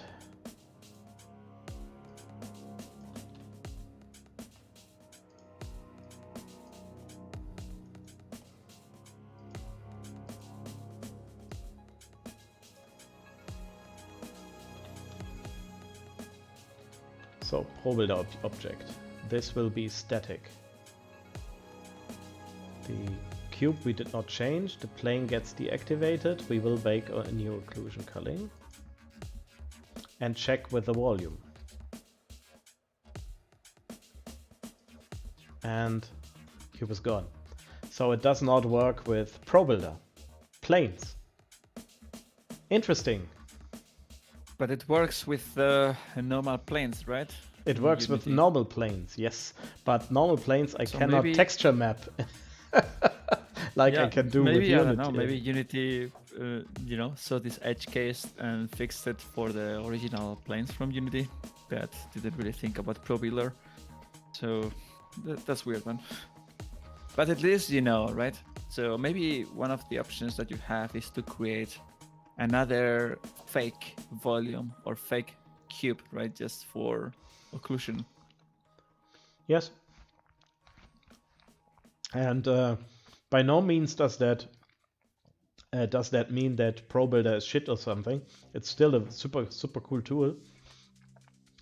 But you just need to know about this. So once you are just one phase, it does not work. It needs actually a volume. So my last question for this. Does it matter how thick the volume is? You know? Yeah, I would assume not, but... Why did the mesh behave strange when I do this? Do you see this? Why? I can play mode?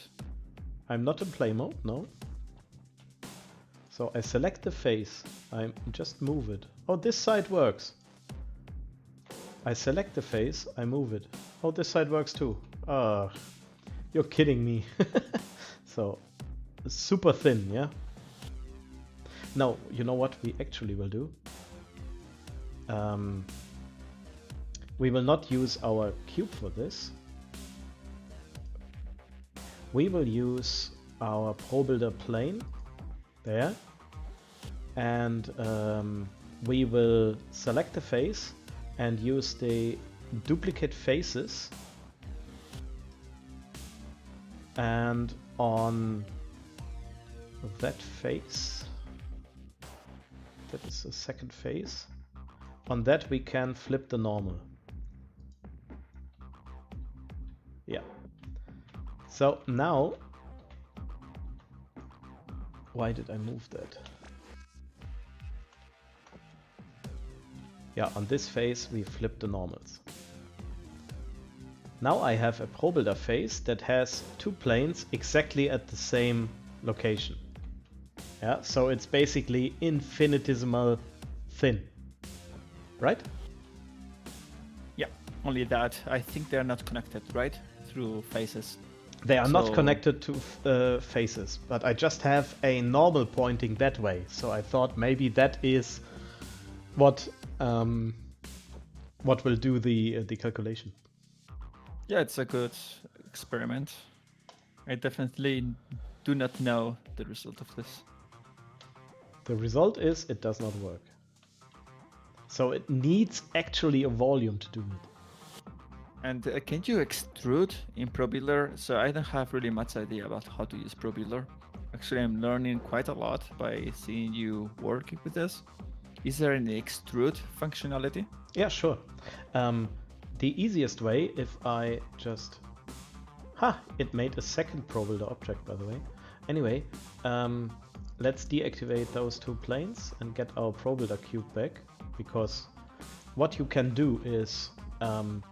when you select a face or an edge, it does not matter when you're working with planes, and you just move it, you just move the vertices. Yeah. If you hold Shift and drag, you see I have now a new set of faces. So if I select this now and hold Shift, I can do this. Yeah. If I hold Shift again, I can do this. And then I can select this and I hold Shift and now I have a hall. Okay, so if you apply that to a plane, then it probably creates kind of a cube out of that, right? Not really. So let's get rid of this cube. We are shifting, but basically we found our problem. We need to do a volume there. But yeah, let's do some ProBuilder session here. So this is a face, just a plane. I select the face. If I hold Shift, I extrude, but I don't have a back face here. Yeah. So I can select the edges,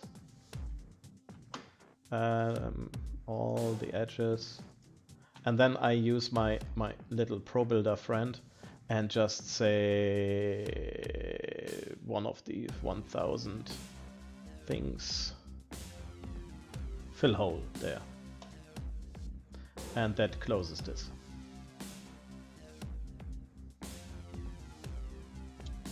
Now it's a volume. Indeed. That should work. Oh yeah, by the way, that should... Yep.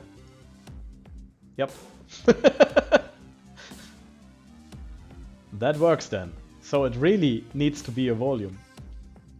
Can you, just for an experiment. Just I'm super curious. So if you undo what you did, like filling the hole, right? If you leave it like weird, like one like side, this. Will that work? Yeah, of course, because I did not rebake, so it still uses the rest for the occlusion calculations. It still uses the baked information, so I can save the scene and use it like this. That is basically what we do with hiding the occlusion volumes at the end. Because we don't need them anymore. And if you rebake now, do you think? When I rebake it will be there again. Yeah. So fill the hole, rebake, and it's gone. So we actually learned something. Funny stuff. Oh, I can, if you want, I can show you a little bit more Pro Builder. So let's make something a little bit more interesting, like here a face and another one, and this one is a little bit up, and here, yeah, something like this.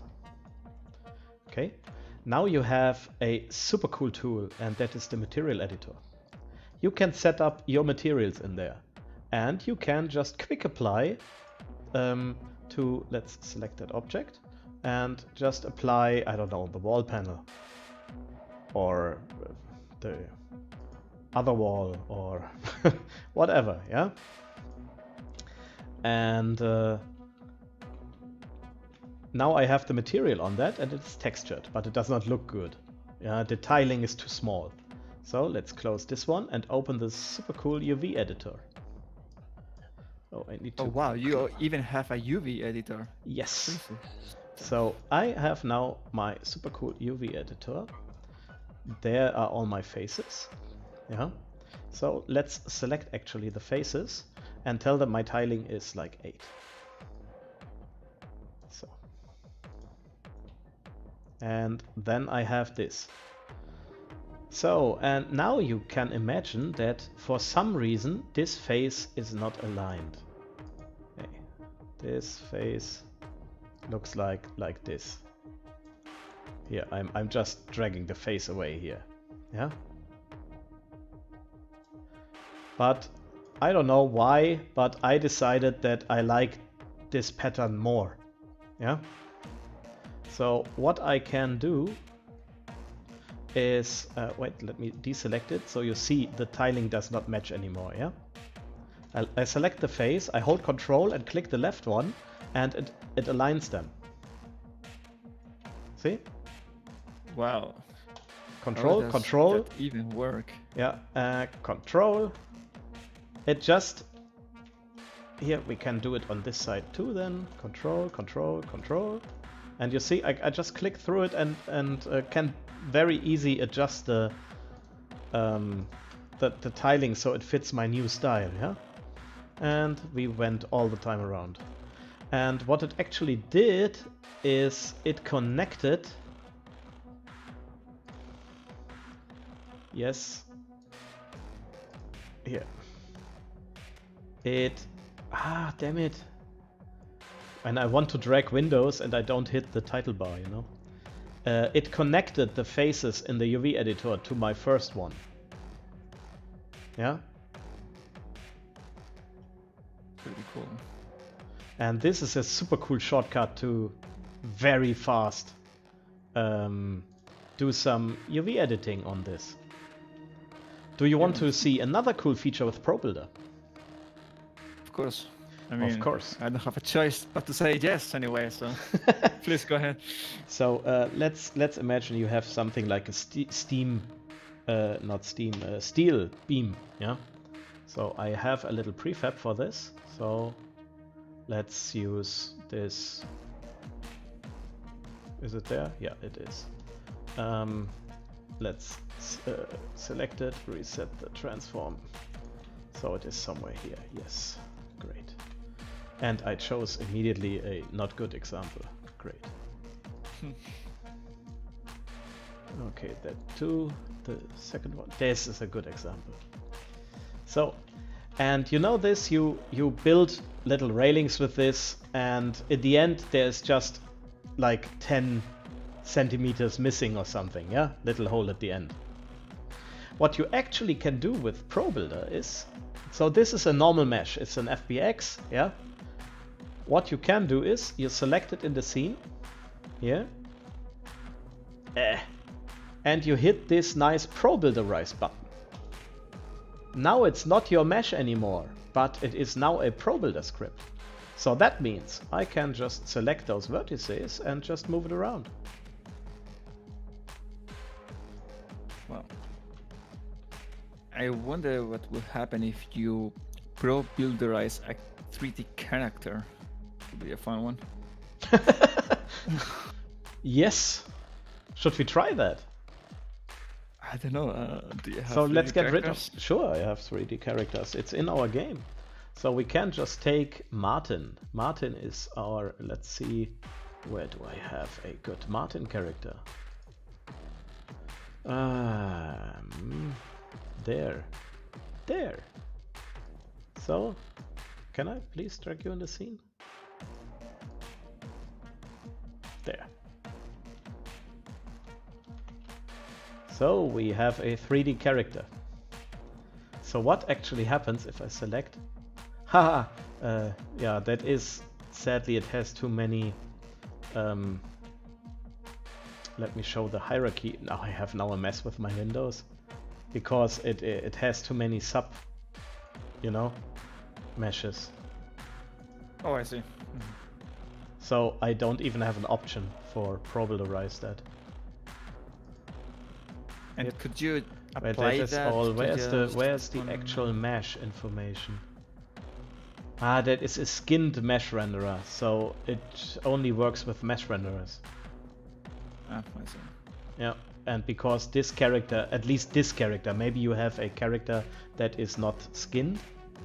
I don't imagine why, but Minecraft style, I guess. do I have another Martin?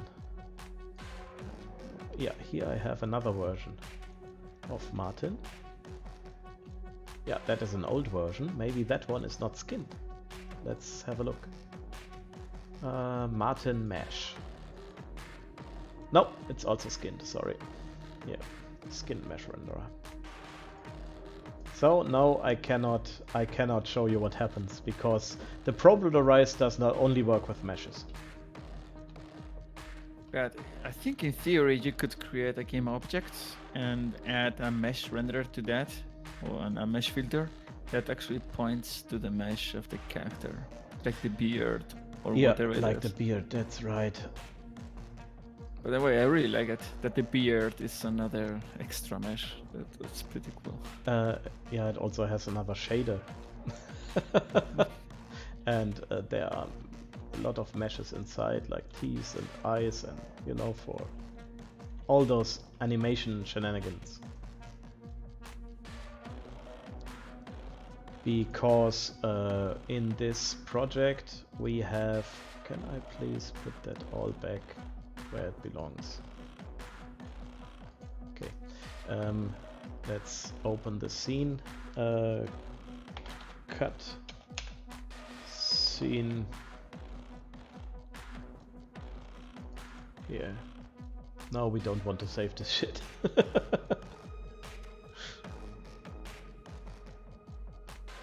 ProBuilder POC. Hello, Fuxper. Yeah, if you have questions for ProBuilder, maybe I can answer them. I'm not saying I'm the ultimate pro, but I have my fair share of experience. Yeah, I actually have one. It will be. So Have you used it extensively in production? Yes. In your game? Yes. Interesting. Extensively. So here is in our cutscene our Martin. Our character, and with broken hands, apparently. Yes, I can show you that. Let's take a level, any level. Pick a level, any level. 1.10.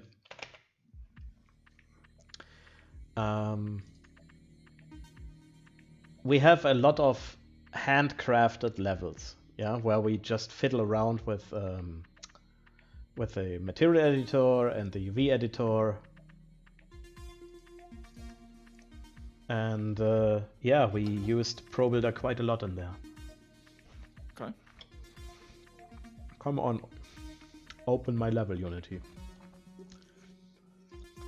Let's... So.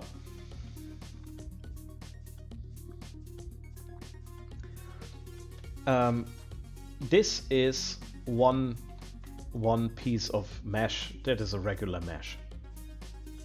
And of course I can build like this, but it is much cheaper if I just take here, this is a ProBuilder mesh. And when I have to build these little alcoves, you know, I just extrude out a ProBuilder mesh there. Yeah, here. Just click, click, ready. Here, this is a ProBuilder mesh.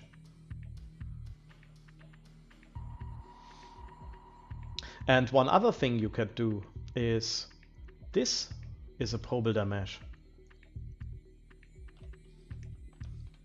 And I use this with a mesh collider as custom collision geometry.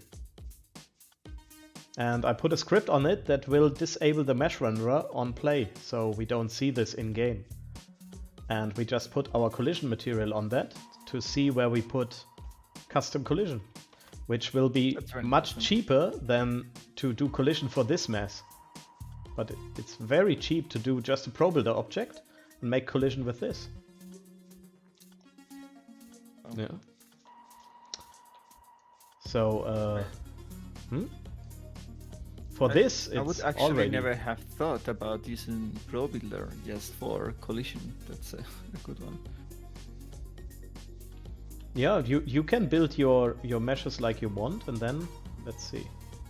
A lot of the stuff is actually ProBuilder. This not. Damn it. Wanted to prove my point. Failed. And by the way, now that you found out the issue with occlusion and ProBuilder, I don't know why I had meshbaker in mind. Do you think you need to revisit many of these scenes and double check that just a few, because in this level that we watched we had only one occlusion volume, yeah, but here in this scene we actually have like this. And by the way, this is all ProBuilder. But these are volumes in this case, right? And Foxwell, I never did humanoids with ProBuilder. It's very cool for simply built levels. Yeah. And it's very cool to build fast occlusion geometry. And it's also very cool to use it for custom collision and to build huge chunks and just put a material on it. And this is something you can do in your game jams, by the way. At ProBuilder, build your levels. Don't get stuck in building nice models and all this. Just block out the level. And then step by step either put materials on the ProBuilder objects with a material editor, or just make prefabs of the ProBuilder objects and then exchange the mesh in the prefab for the finished one that maybe some other people on your project did. Very good workflow. Of course, it's not the only one and not perfect, but it's at least how we tend to do things. And here, for example, you can see immediately why it's better. Instead of having mesh renderers on all this, or just a lot of boxes for the stairs, we can do a custom... Can I please click it? There. This is collision for this whole object with ProBuilder. Yeah. Interesting. So, center. Where is my... Oh, I hate it when that happens. Okay. Somewhere I have my gizmo stuck. Somewhere my gizmo is stuck. Yeah, I don't see it. I don't see my let's move it gizmo. There it is. Nice. Here. This is the object. That's pretty cool, actually. And you can see, I will get the inspector again. This is just a ProBuilder mesh with the ProBuilder script. And how did you turn off the mesh render? Did you do that in runtime through the script? I will show you. You just do on initialize, just disable the mesh renderer. On scene loaded, get component, renderer enabled false. Basically it's this.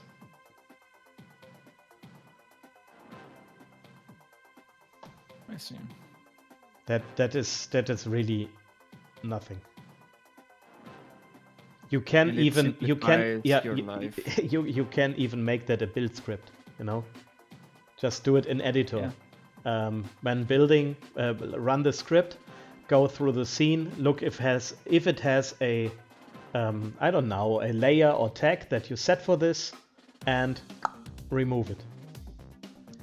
And you know what? We already have this. Yes, we already have a layer for this, because for us this is on the layer collision geometry. So I can, on my Unity window, on the top right you have layers. There is a little drop down field on the top right, and there you have little eyes. And when I deactivate the eye for my collision geometry layer, it will not be shown in the scene. So I can look how my scene will look without the collision geometry. There, the little lock icon is if you click the lock, you cannot even click it. And by the way, this is what I always do with the UI. So there's the UI. I don't need the UI when I work on the levels. Some might say it's even strange to put it in the same scene, but this is what we have. So I just disable this UI layer so it will not be shown, and I make a lock so I don't click it by mistake. Yeah, it also happened to me so often that because of this canvas is so big, no matter where I clicked in the scene, I always had to click. I always clicked the UI first. And I had to click like 3 or 4 times till I reached the object that I actually really wanted to click. So the lock icon is really helpful in this case. Yeah. So there you have it. You can use this for stuff like this. As I said, not only this, all these big elements, the big structures. This is all just ProBuilder. You know, just. Oh, I have a good example. And the question is ragdoll physics usable instead of character animations? I think for just walking around, not really. For have it crash down a hill, yes, sure. No, we don't want to save that. So what we will do to dress up a level that it looks cool, yeah, is we take a bunch of ProBuilder stuff. Let me go here, like this room. So let's disable gizmos so you have a better look, and let's activate lights and effects. So cool room. So how would you dress this? So what I do is I build a ProBuilder object, like this one, yeah, or like this wall is just ProBuilder, and then we put a bunch of details on that, like this object, just on top of a plain, boring-looking ProBuilder wall. Yeah, build a bunch of beams and structures, or girders, or pipes. And these are FBX, right? All the details. Yes, the details are all FBX. Sometimes when I don't know, a rail is not fitting, like there is something missing, you ProBuilderize it and drag it a bit. Yeah, But mostly this is all objects, well, thousands of them, yeah. You see, and because of what we said earlier, they share materials, so we can batch them, yeah. And on top of that, you can reach very low poly count, right? Through this technique, because almost all your Pro Builder meshes are quite flat.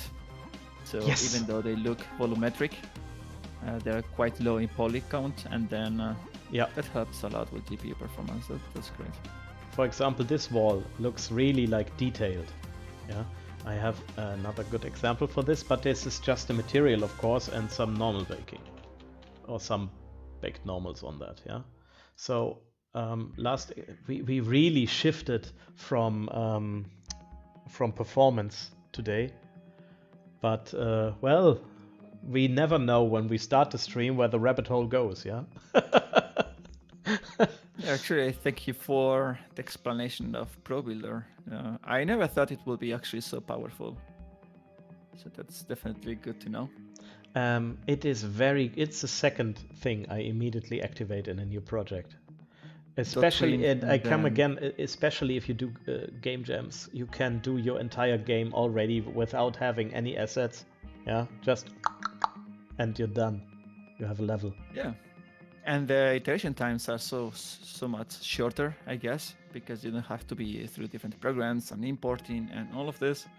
And the really cool thing is what we did in production of Beam is we blocked for example, turrets. We have like interesting turrets, and we blocked them with Pro Builder just for size and comparison in the level. Then we exported this FBX back to max, and the artist worked then in the defines of the Pro Builder object. So when we put it in later, it for sure has the right dimensions.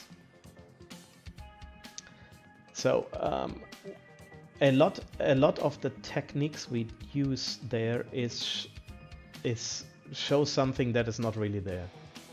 So what do I mean with this?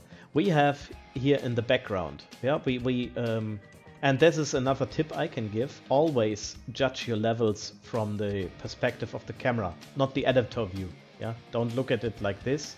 Always, for us, we are this close. So judge your game with a game camera and not the viewport camera. And you see in the back this wall, and it's not very detailed. As I said, it's just a Pro Builder object with a bunch of, not even a bunch, just a few big details.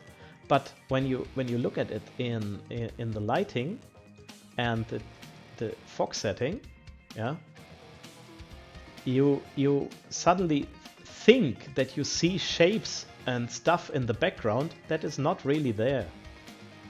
Yeah, your brain will make up for what is not there. It just fills it with what you think should be there. So we can do impressive looking backgrounds that are, when you switch off the effects, not really impressive at all. And you are thinking behind the scenes, it's just a plane. Yes, exactly. I like it. Yeah.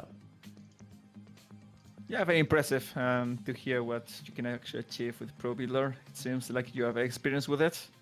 Probably have been using it for years. Oh, or that's what it looks like. Yeah, you see all the custom geometry here with Pro Builder. Yeah.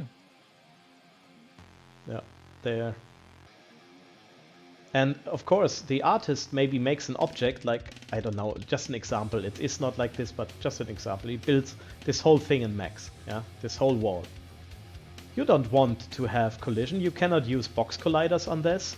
So what is the cheapest way to do collision on this? Yeah, just build a second object for collision. And with Pro Builder, you can do it in Unity and real fast.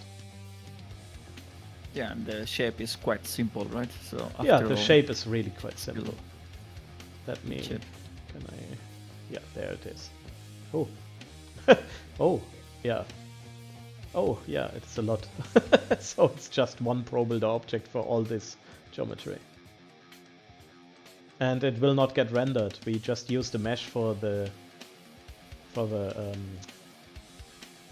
mesh collider. And if you want to use that, you just Tools, ProBuilder window.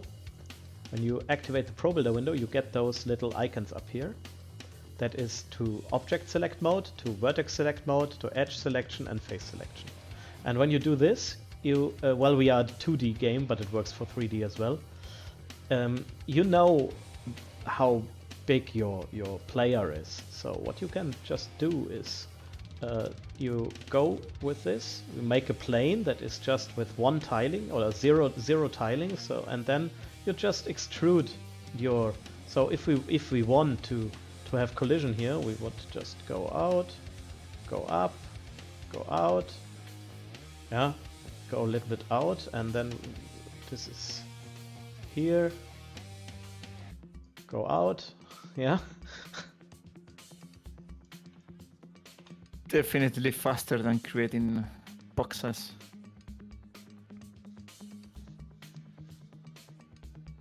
Yeah, and you saw that I did not pay really good attention that I hit the faces and stuff, yeah.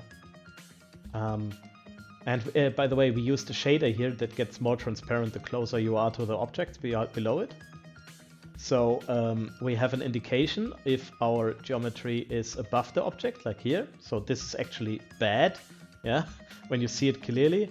And this would be good. It's still visible, so it's above the object, yeah. And this shader is, by the way, it's it's included. You find it somewhere in the ProBuilder object. It's called Collider, the material. So you can have that. It's just not selected by standard, but it's in the project, in the package. Yeah, well, here it does not matter because this is just an abyss when the player falls down, so he will fall anyway. So I don't need to pay attention that it is really close to this wall, you know? Yeah, but it's safe to keep it there just for speedrunners, I guess. Oh yeah, speedrunners, my nightmare. They do things with your game, unspeakable things. It could be very good QA, I think. Now, in all honesty, we are really fans of speedrunners, yeah, because well, they invest hours and hours in your game, and even if they break it, they still played it like more than all other players, you know. They are the core of your game, in my opinion. Yeah. Okay. Well, I think that is a good cut. Maybe some last questions, if there are any. And if not, I think that is a good place to stop. What do you think? I agree with you. My girlfriend's starting to yell at me because of the dinner time, you know. Here in Amsterdam, it's 9:30 in the evening. Yeah, same here. I'm getting to be hungry now. So then, do we have questions on the Twitch chat? I don't see more questions. Nothing from my side. So then, from my side, I thank everyone for joining us today and listening to us do blah blah. And I hope you learned something, or it was at least interesting. And should you have any more questions, feel free to join our Discord or write us on Twitter or anywhere, and we will try to help and answer. Thank you very much, Ruben, for being here, and you guys should check out his YouTube channel, where is interesting performance stuff. And if you ever stuck in a project, I think he is the right address to connect and get some improvements. Thank you. I definitely know now that you are the guy for ProBuilder. At least something. I will spread the word out there. Thank you very much. I also learned quite a lot from you today. Likewise, it was a very interesting 2 hours. And with this being said, I wish you all a very good rest of your day. And bye bye.